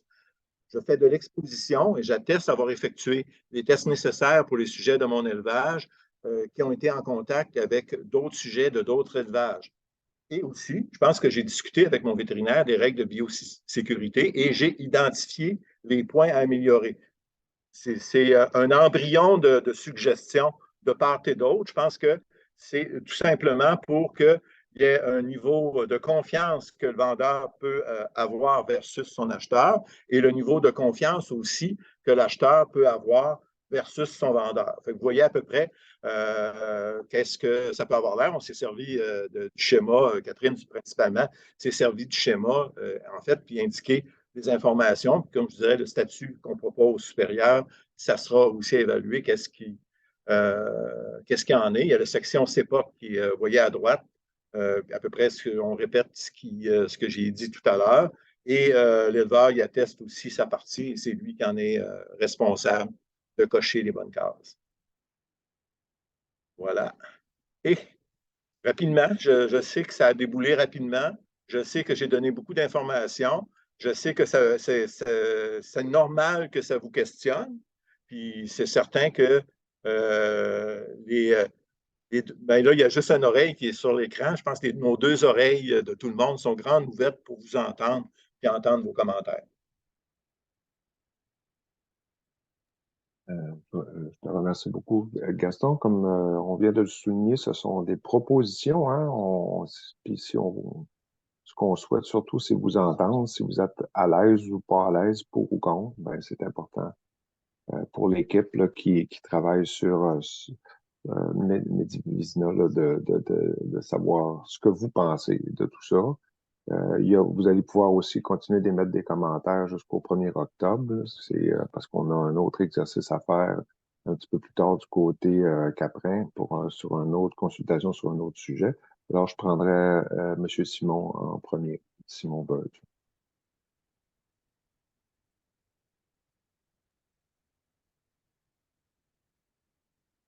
Je vais fermer ton micro, Simon. Là, c'est bon. Oui. En tout cas, j'accueille positivement l'ensemble des suggestions, mais au niveau de l'Ontario, je me serais attendu à une harmonisation compte tenu qu'on faisait le programme. J'osais espérer qu'on ait une harmonisation un peu meilleure dès le départ. Que vous ayez pris le temps de discuter et trouver une façon de trouver, peut-être d'assouplir les divergences qu'il y a entre les deux programmes. D'une part, je pense que ce qui les chatouille ou ce que j'entends, moi, de mon côté, c'est les tests partiels là, de troupeaux, ça les fatigue, mais ça, il me semble que scientifiquement, c'est des choses qui peuvent s'expliquer, là, puis de se discuter, là, les risques épidémiologiques, puis les calculs statistiques. L'idée des pôles aussi, je pense qu'à un moment donné, il y a des publications scientifiques qui peuvent se faire pour dire on a validé, puis si on fait un pool de 5, les chances sont très bonnes compte tenu de la sensibilité du test. Puis qu'on en arrive à une terminologie qui se ressemble en bout de ligne. Moi, que ça s'appelle supérieur ou autre chose, ça ne me dérange pas bien, bien. Puis, mais j'aurais espéré une meilleure harmonisation. L'autre chose, c'est le délai minimum avant l'obtention du statut que vous avez appelé supérieur. Ce qui me fatigue toujours quand je teste des troupeaux pour des premières fois, c'est on n'a pas le choix de ne pas tester les animaux de moins de 6 mois parce on risque d'avoir des faux positifs, puis on peut avoir des faux négatifs aussi.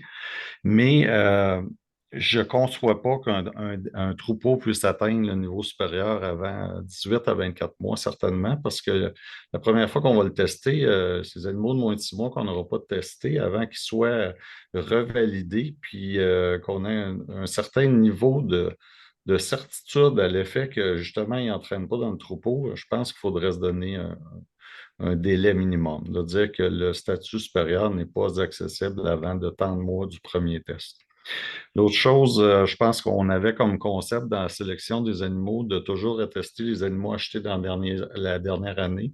Je pense que ça devrait rester, de toujours les retester, même si on est rendu à un stade où on teste juste une partie du troupeau.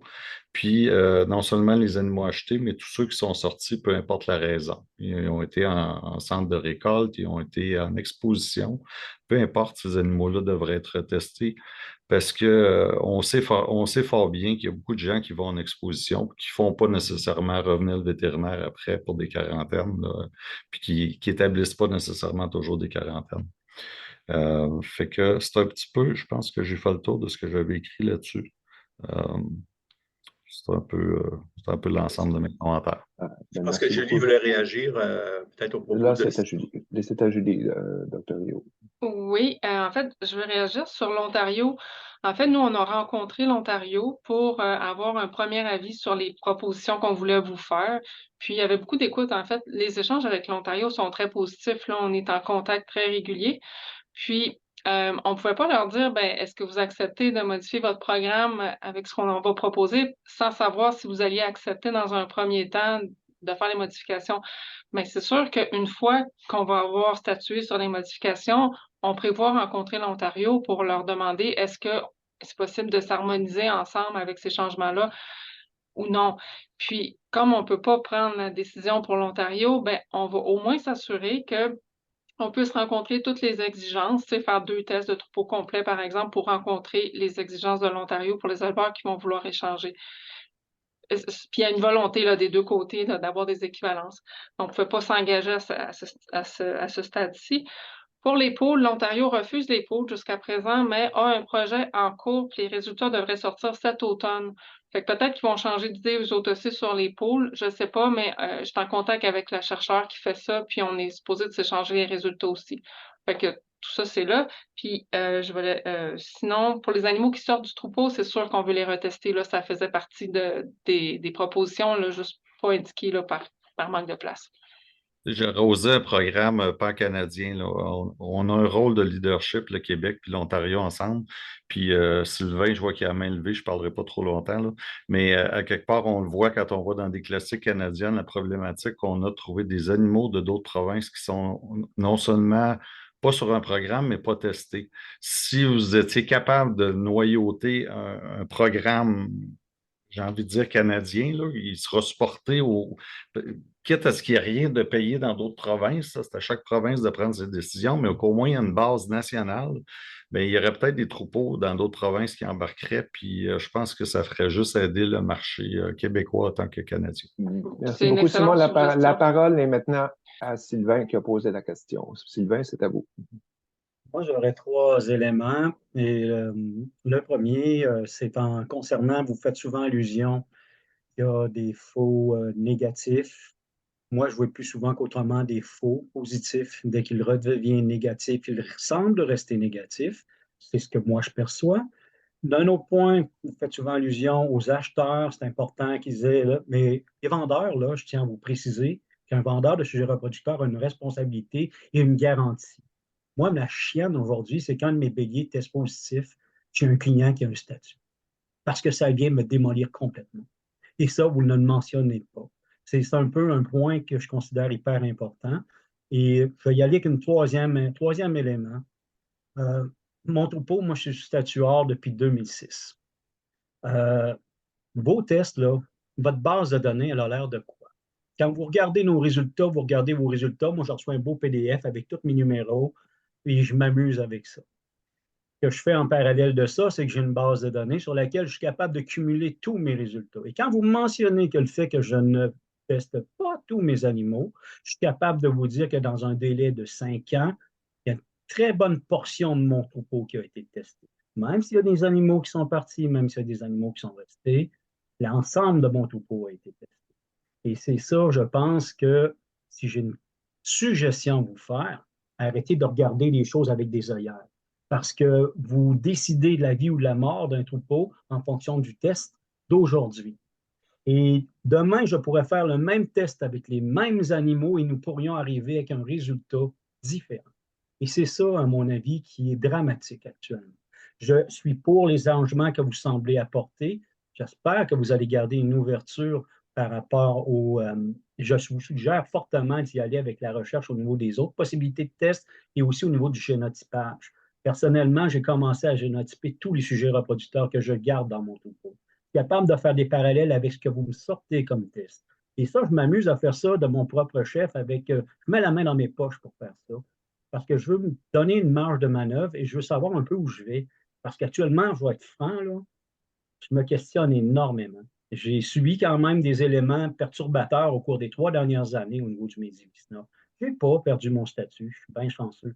Je ne comprends pas que malgré toutes les années que je fais du Medivisna, que j'ai fait attention à ce que j'ai introduit, je ne me suis pas amusé à entrer les brebis à droite et à gauche, j'ai respecté mes consignes de biosécurité, je vends les animaux, j'ai bien fait attention de rentrer très peu d'animaux. Je ne comprends pas que malgré tout ça, malgré que, comme si j'avais introduit des nouvelles souches quelconques, je ne le sais pas, mais je ne comprends pas comment ça, qu'on n'est pas capable de tout porter attention à ces consignes-là, puis d'arriver malgré tout avec énormément de variabilité. C'est ça que j'ai énormément de difficultés à comprendre. Et pour moi, le génotypage est un peu une porte de salut parce que c'est dans un code génétique qui, lui, ne peut pas être altéré. Je suis conscient que ça ne tient pas tout compte de toutes les souches que vous me parlez. Je suis bien conscient de ça. Mais en même temps, je vais répéter ce que j'ai déjà dit. À un moment donné, il faut que sur le terrain, ça soit correct pour nous aussi. Et la dernière question que j'ai pour vous, moi, comme éleveur, j'ai des responsabilités. Vous dites que j'atteste. Vous, votre laboratoire, est-ce qu'il est audité? Oui. Les tests qu'on fait dans vos laboratoires, est-ce qu'ils sont audités? Oui, je ne questionne pas ça, mais moi, je n'ai pas de feedback comme quoi officiellement ce laboratoire-là a été vérifié par une source externe. Ça, quand je fais affaire avec GenCheck au Colorado, ils me disent qu'ils sont audités par USDA, ainsi de suite. C'est un laboratoire privé. Mais c'est ça aussi que je tiens à vous amener. Et bon, là, vous dites que vous mettez en place un comité d'éleveurs pour vous aider à vous orienter. Bien, c'est bien, faites-le. Et avant d'arriver à ça final, commencez donc tout de suite à aller consulter les éleveurs qui auront un intérêt à vous aider, à vous aiguiller pour dire, OK, ça a de l'allure, ça n'a pas d'allure. Bien, commencez tout de suite à les emmener, ces éleveurs-là, sur votre comité, parce que ça, je ne veux pas que ça soit final. Personnellement, je ne veux pas que ça soit final. Vous dites que vous voulez tenir compte des opinions des éleveurs, bien, tenez-en compte avant le démarrage de cette nouvelle mouture-là. C'est mes suggestions. Puis moi, ben, je tiens à vous dire que le Medivisna, ça a été important pour mon topo. Ça a été important pour mon entreprise. J'ai acheté mes premières agnelles issues d'un troupeau or que j'ai introduite dans une bergerie lavée, désinfectée. J'ai commencé là, de la meilleure façon qu'on ne peut pas commencer, là, plusieurs années. Puis aujourd'hui, je vais être franc avec vous, j'ai la chienne chaque fois que je fais mes tests. J'ai la chienne. Je commence à avoir la chienne chaque fois que je vends un bélier parce que je ne sais pas qu'est-ce qui peut arriver. Ça, c'est malheureux parce que moi, un coup qui est sorti de mon élevage, je ne peux plus rien contrôler. Je n'ai aucun contrôle. Donc, puis comme je suis un vendeur de sujets reproducteurs, je tiens à vous répéter que je suis assujetti à un code d'éthique, c'est-à-dire que l'animal qui ne peut pas se reproduire, je dois le remplacer. Je ne vous dirai pas le prix que je vends mes béliers aujourd'hui, mais moi, je sais que quand je perds un bélier, c'est de l'argent que je perds dans mes poches et je trouve ça complètement débile. Et c'est ça C'est ça mon inquiétude actuellement. Je regarde dans les propositions que vous faites, il n'y en a pas tant de changements pour aider à réduire ça. Par contre, ce que je souhaite, c'est qu'il y ait de la flexibilité et que vous fassiez de la recherche. Le Medivisna au niveau du test génétique, la recherche là-dessus, ça presse. La recherche sur l'autre façon de tester aussi. C'est ça qu'on n'a pas vu au cours des dernières années. Puis ça, je suis content de voir ça, je tiens à vous le dire. Mais bon, il ne faudra pas que ça prenne 5 ans, il ne faudra pas que ça prenne 10 ans. Il va falloir que ça embraye, puis au plus ça craint. C'était mes commentaires. Et le plus important dans le Medivisna, selon moi, c'est les règles de biosécurité. Malgré le fait que j'ai un statut, je maintiens des règles de biosécurité. Et même si demain matin, je perdais mon statut, et contrairement à bien d'autres éleveurs, je n'hésiterais pas à le mentionner que je l'ai perdu, mon statut. Moi, je sais que c'est un risque. C'est un risque que je cours plus que de le maintenir actuellement, compte tenu de ce qu'on vit. Et ça, je sais que je peux être un peu achalant. Je dis ce que plusieurs pensent tout bas. Ce qu'on pense tout bas, là, ce qui se discute entre nous, c'est que le programme, là, il est temps qu'il se passe quelque chose. Parce que la crédibilité de votre programme, elle est là. La crédibilité de mon entreprise aussi est en jeu par la bande. Donc, voilà. Je Merci termine beaucoup, là-dessus. Mais Merci beaucoup, c'est ça. Sylvain. C'était très intéressant, puis soyez assurés que l'équipe là, avec laquelle j'ai eu la chance de travailler, ils avanceront pas sans vous. Le but, c'est pas d'avancer tout seul. Le but, c'est vraiment d'avancer avec vous, d'écouter. C'est le fruit de leur réflexion, de ce qu'ils ont entendu. Mais que ce que vous apportez, c'est très juste, c'est très clair. Puis le stress dont parlait Simon au début, on le comprend, puis on le ressent là, quand vous nous expliquez ce que vous vivez. Fait que merci beaucoup de votre intervention. Après ça, c'était le docteur Rio. Après ça, c'était Simon Peur. Moi, c'est juste pour réagir à Simon au niveau du programme canadien. Je suis content que tu aies soumis ça, puis je veux dire, c'est pas à défaut d'avoir essayé déjà dans le passé. Ça fait à peu près 3 ans ou 4 ans. L'Ontario puis le Québec avaient fait des rencontres avec les autres provinces canadiennes, entre autres, principales provinces productrices.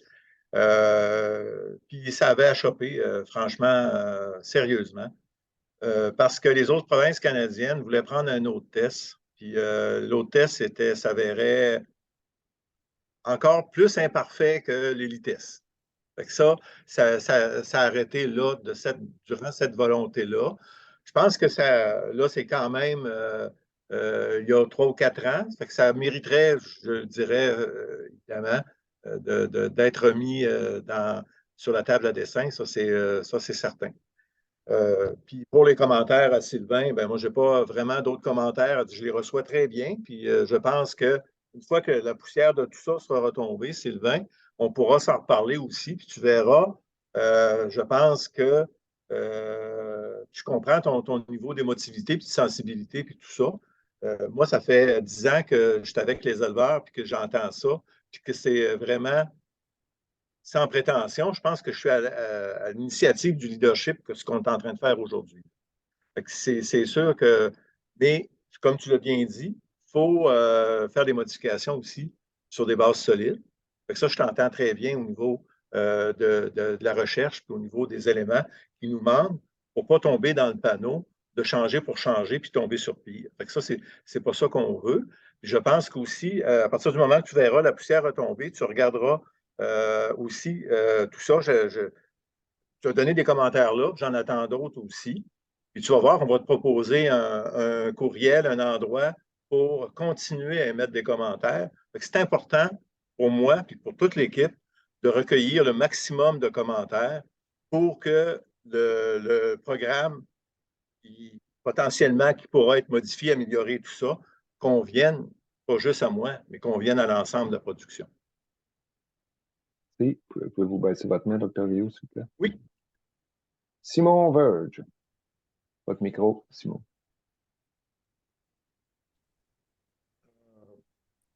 Je reviens tout de suite avec Gaston, ce que tu viens de dire sur le programme canadien. J'en espérais beaucoup, d'autant plus que l'Ontario, ils se sont ramassés à être obligés de prendre le même test que nous autres. Fait que je me disais que le momentum y était là. Peut-être pour essayer d'harmoniser ça puis d'arriver avec quelque chose qu'on n'en parle pas avec les autres provinces canadiennes.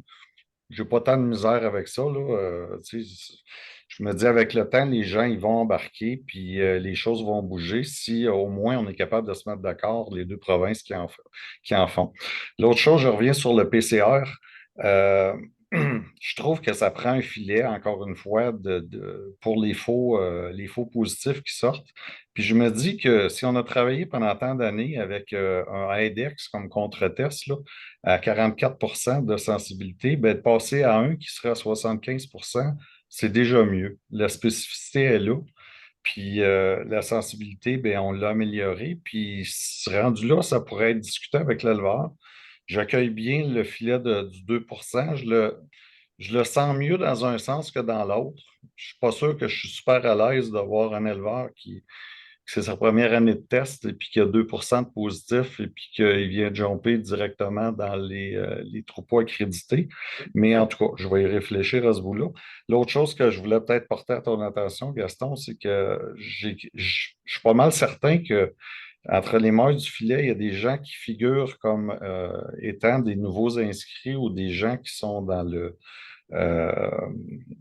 en voie d'assainissement qui se sont inscrits au programme, mais qui n'ont encore jamais de test de fait. Moi, je pense que l'inscription comme faisant partie du programme puis en voie d'assainissement, il faut au moins que tu aies un test de troupeau de fait avant que tu sois inscrit.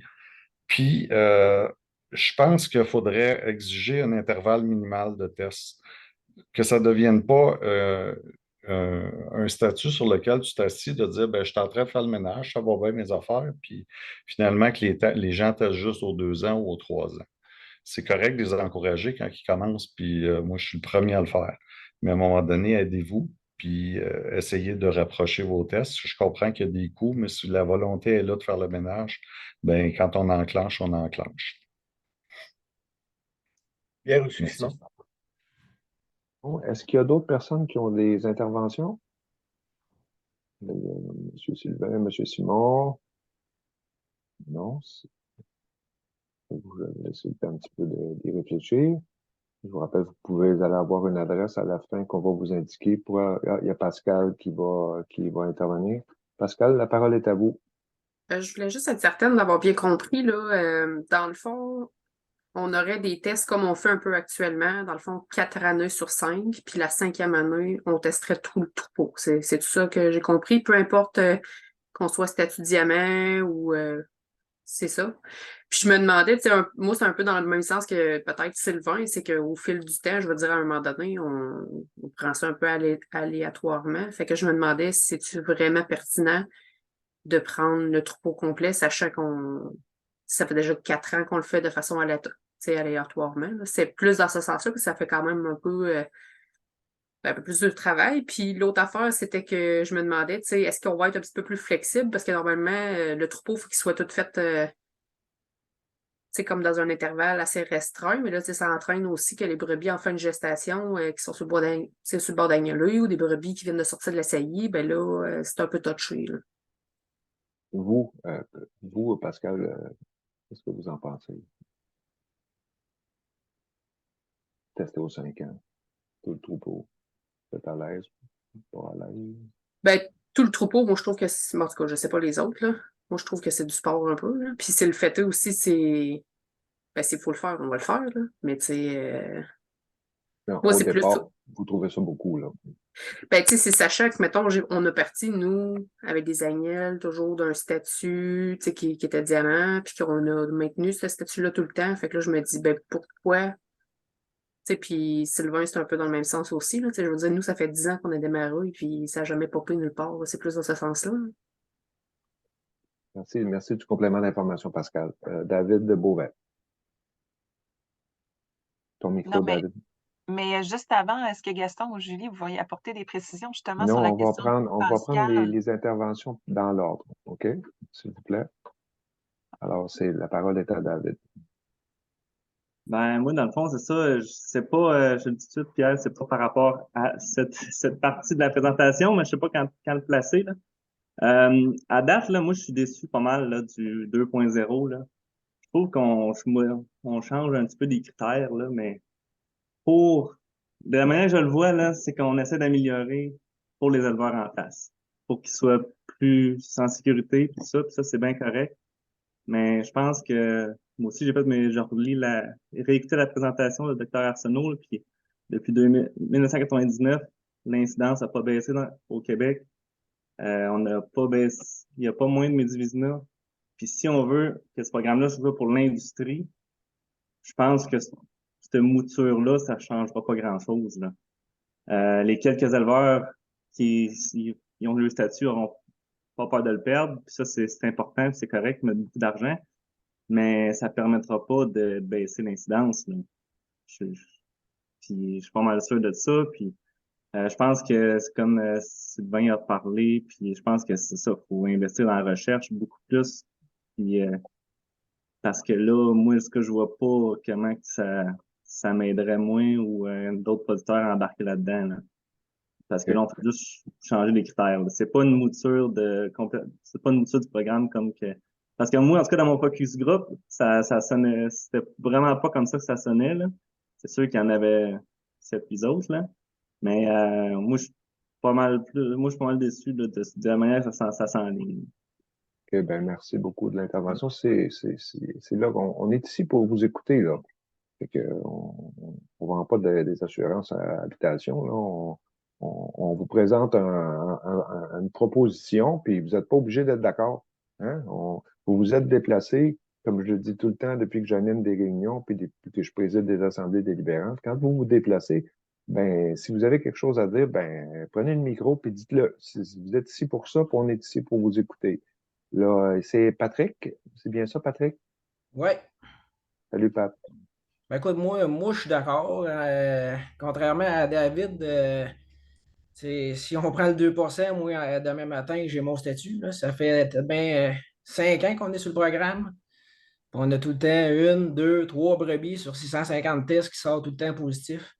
Fait que, moi, en tout cas, dans notre cas, nous autres, ça nous aiderait énormément. Là, parce que on a énormément d'argent investi dans ce programme-là. Là. On doit passer au moins 25 000 là, en tests puis en vétérinaire. Puis, mais écoute, 650 prises de sang annuellement, ça commence plus l'ouvrage.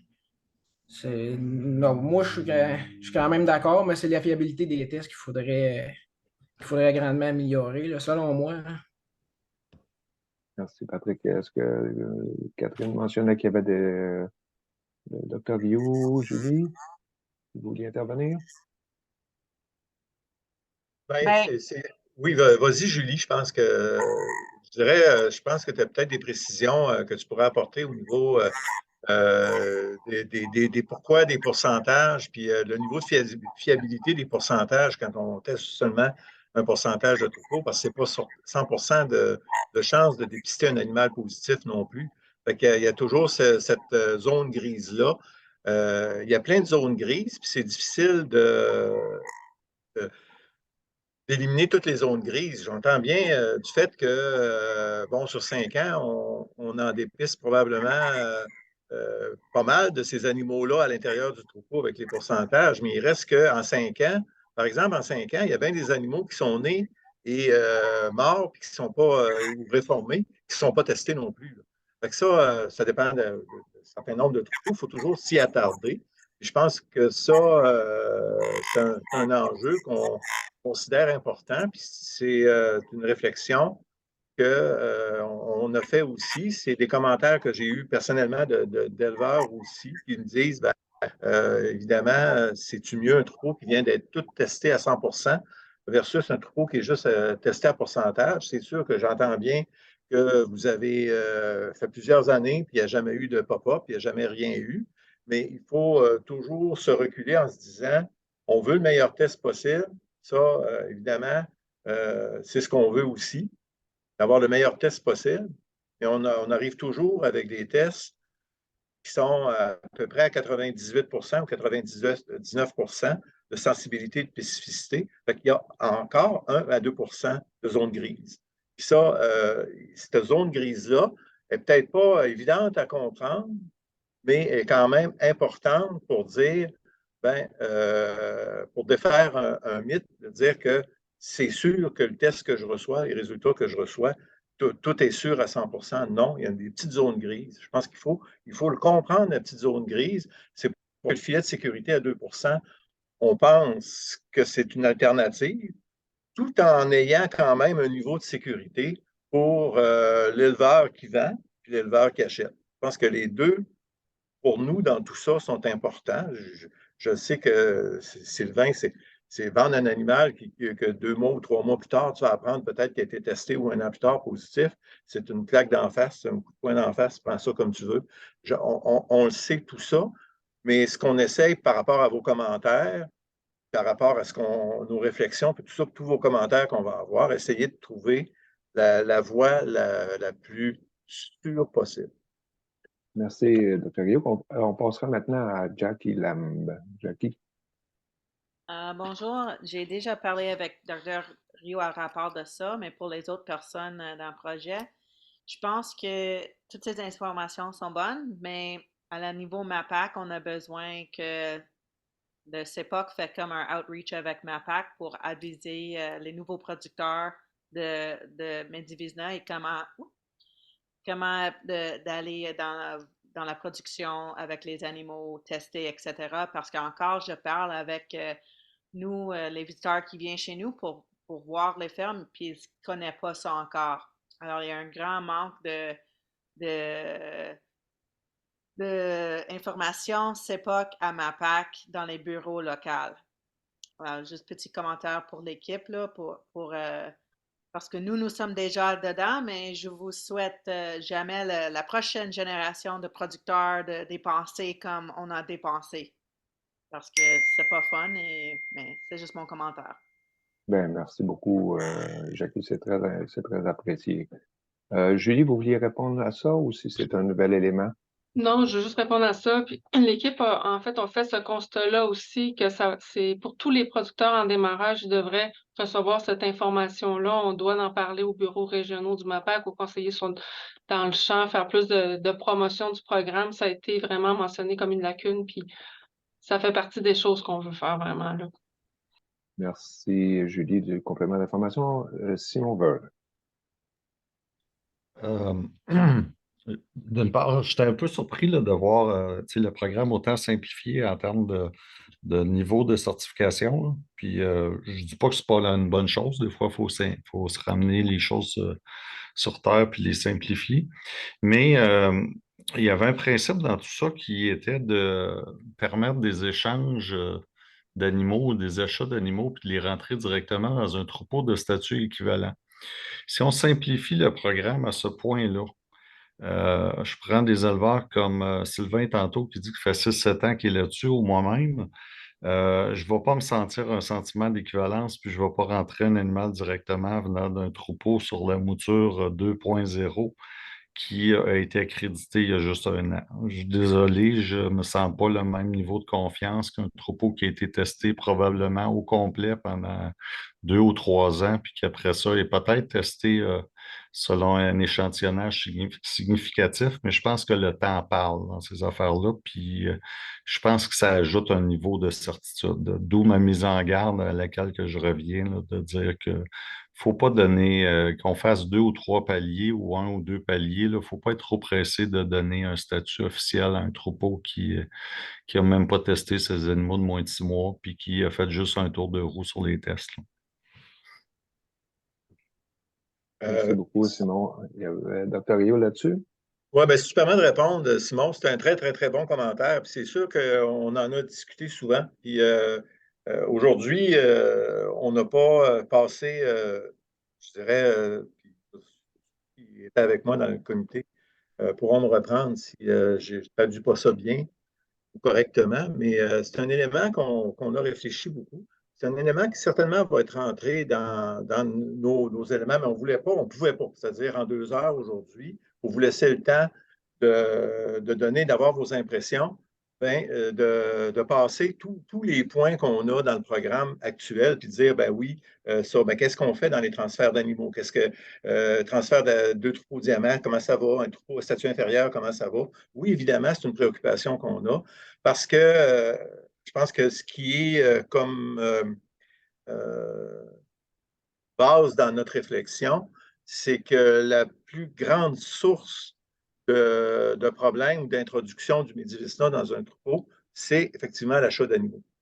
Fait que c'est ça qu'il faut aussi avoir quand même un filet de sécurité qui va être bien adapté parce que évidemment, suite à la fin de la réflexion, puis Pierre va présenter l'échéancier en fin de webinaire, évidemment, la version potentiellement modifiée, ça ne se fera pas le 2 octobre 2023. Là.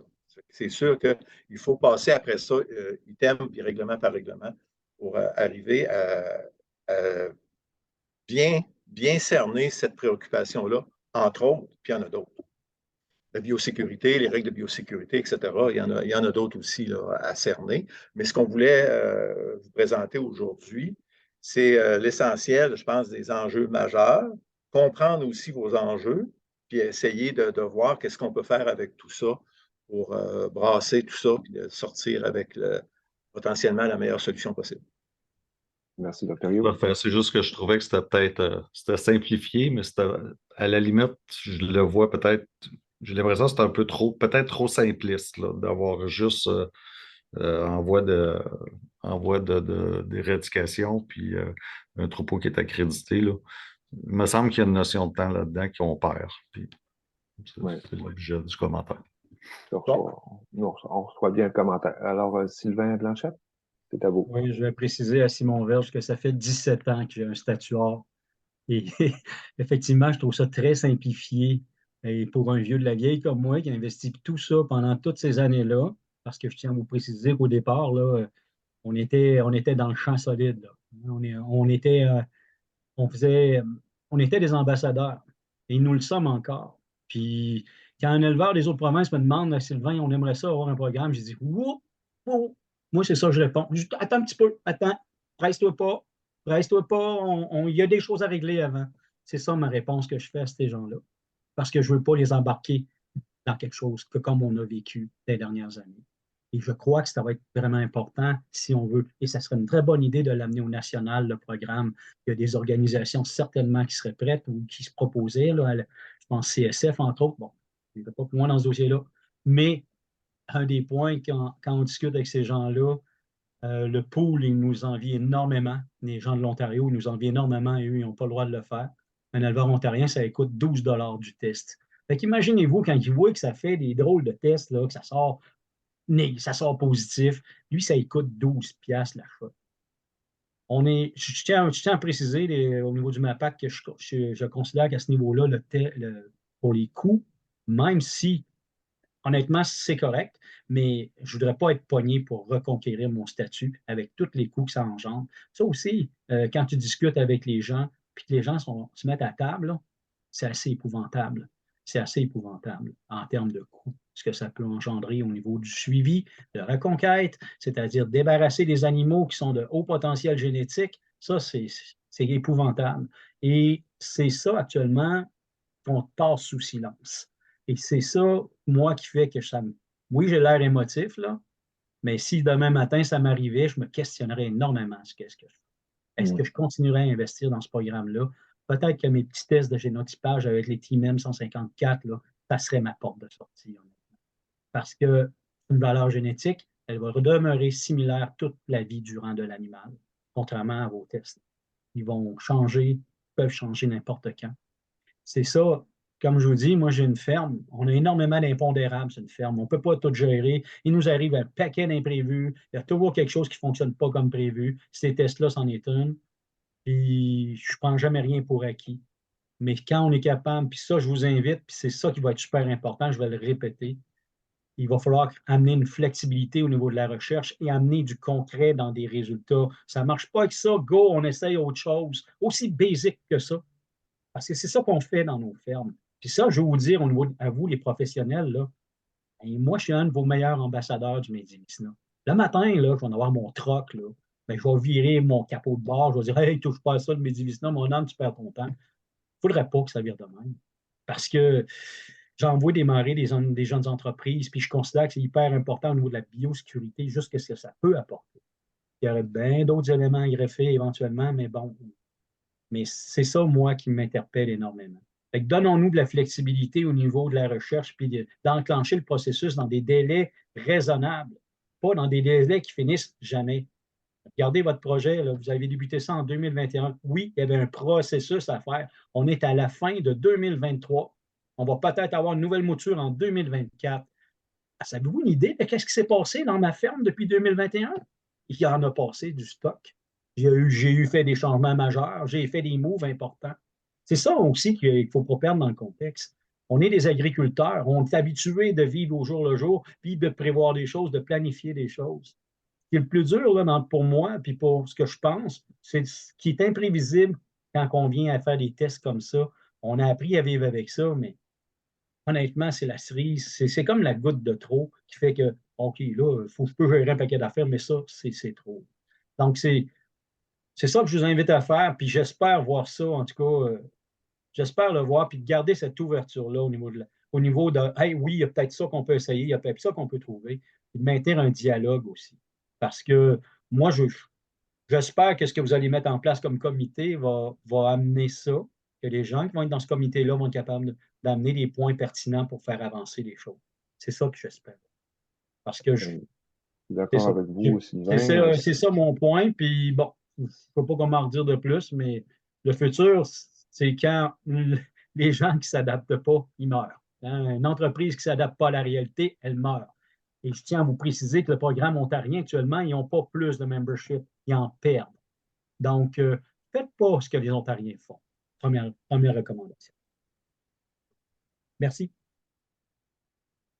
Ah ben, merci beaucoup, Sylvain, de la remarque. C'est sûr c'est un programme qui, à l'origine, a été créé par les producteurs pour les producteurs. Puis c'est l'esprit qui est à sa base, puis qui fait qu'aujourd'hui, ben, il est encore là, avec ses imperfections. Puis, comme je vous le répète depuis le début, on est là pour vous écouter, pas pour vous évangéliser. On fait une proposition, on vous écoute, on entend bien ce que les pour, les contre.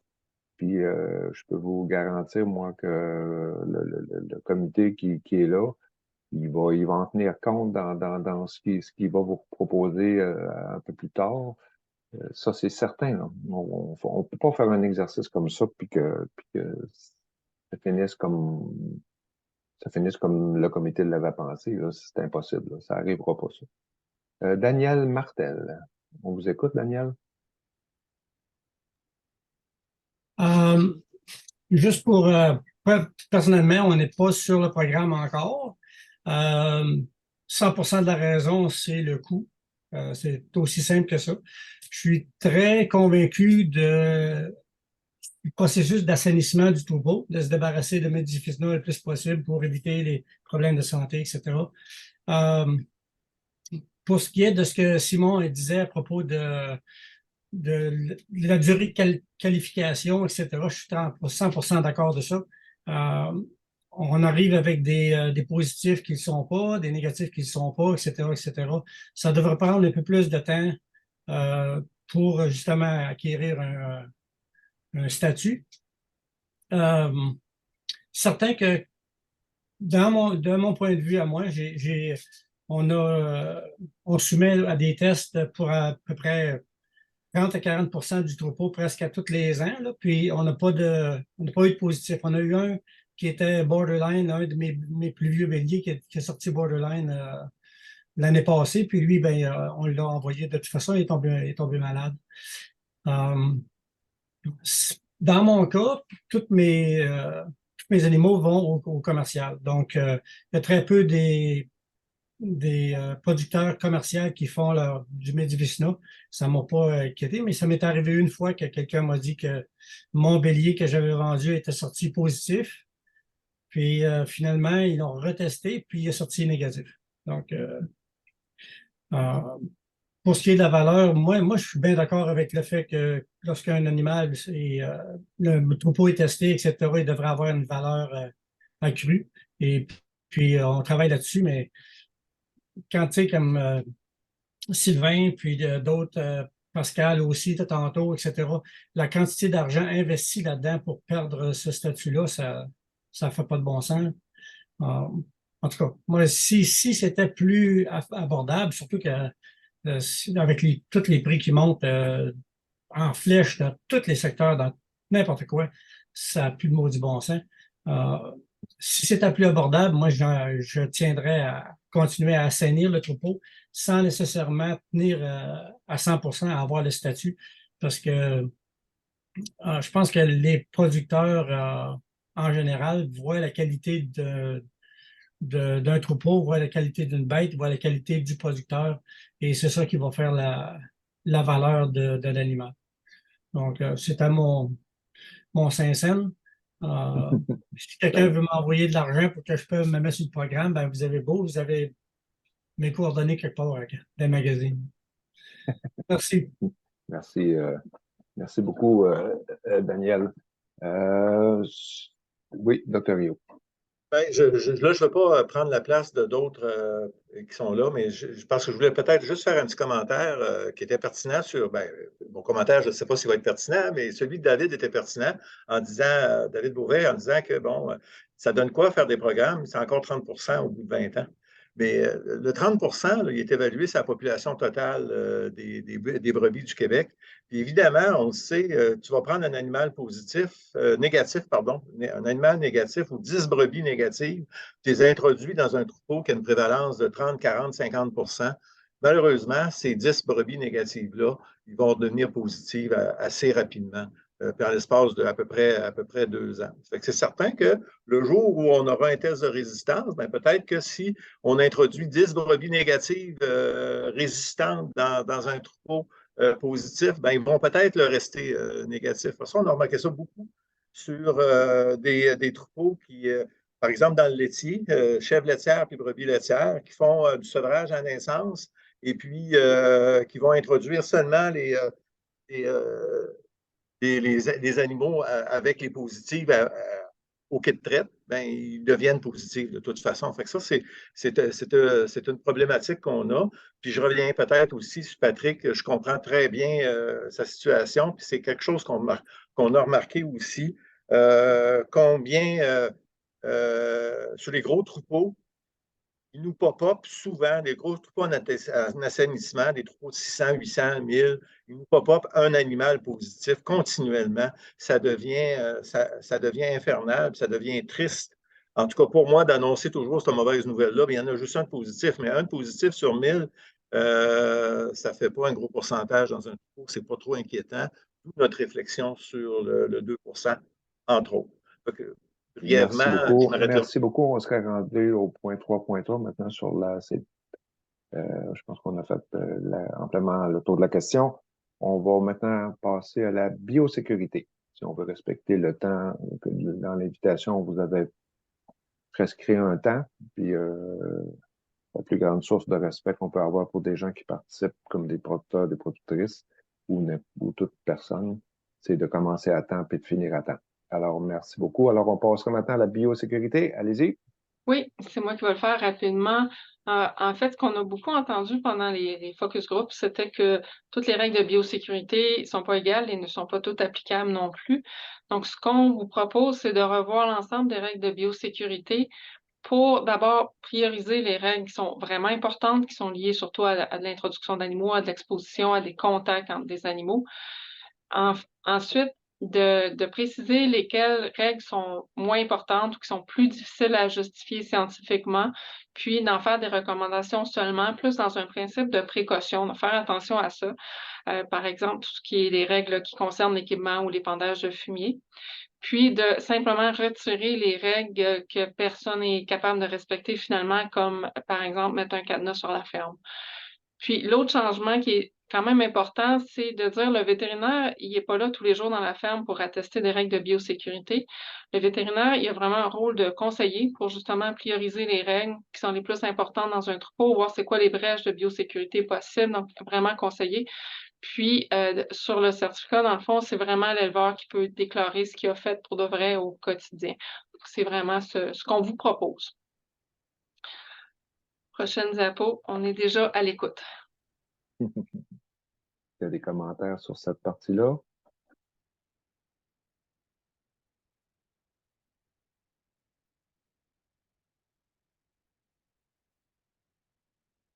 Oh, j'ai David. Allez-y, David. Avec votre micro, s'il vous plaît. Je vais continuer un petit peu dans ma ligne que j'ai dit tantôt, puis en complément à quelques informations qui ont sorti. Moi, je pense vraiment que, comme il a été fait avec la tremblante, c'est bien plus avec la résistance qu'avec l'assainissement qu'on va réussir à régler le problème. C'est sûr que ça prend de la recherche pour ça, puis c'est beaucoup plus difficile de votre côté, mais je l'ai fait, moi, essayer de m'éradiquer, puis vous la connaissez pas, la maladie, de ce qui s'est passé chez nous, là, puis tout ce que j'ai fait, là, j'ai réécouté le webinaire tout à l'heure, puis la moitié des théories de la maladie, comment ça se transmet, comment ça se met à interagir, comment ça avait pas lieu chez nous. Fait que moi, je suis bien, tu sais, oui, peut-être je suis le cas sur 1000, mais si il y en a d'autres, c'est un méchant problème. Puis c'est ça, j'ai acheté des brebis négatives pour me repartir. Puis c'est les premières qui l'ont pogné, là. Ils venaient d'un troupeau avec un statut, puis c'est les premières qui l'ont pogné. C'est parce qu'il il venait pas d'un troupeau assaini, il venait d'un troupeau fragile, tant qu'à moi, là. Les miennes sont beaucoup plus résistantes, mes négatives sont beaucoup plus résistantes que les autres, tant qu'à moi, là. Fait que je pense que c'est bien plus là qu'en fragilisant les troupeaux du Québec, en les assainissant, puis en réformant des brebis de qualité, là, par de l'abattage massif, là, parce que si ça se sait, là, je pense que c'est pas trop éthique, là, non plus, là. Fait que, complément d'information. Merci beaucoup, David. Simon Verge. Votre micro, Simon.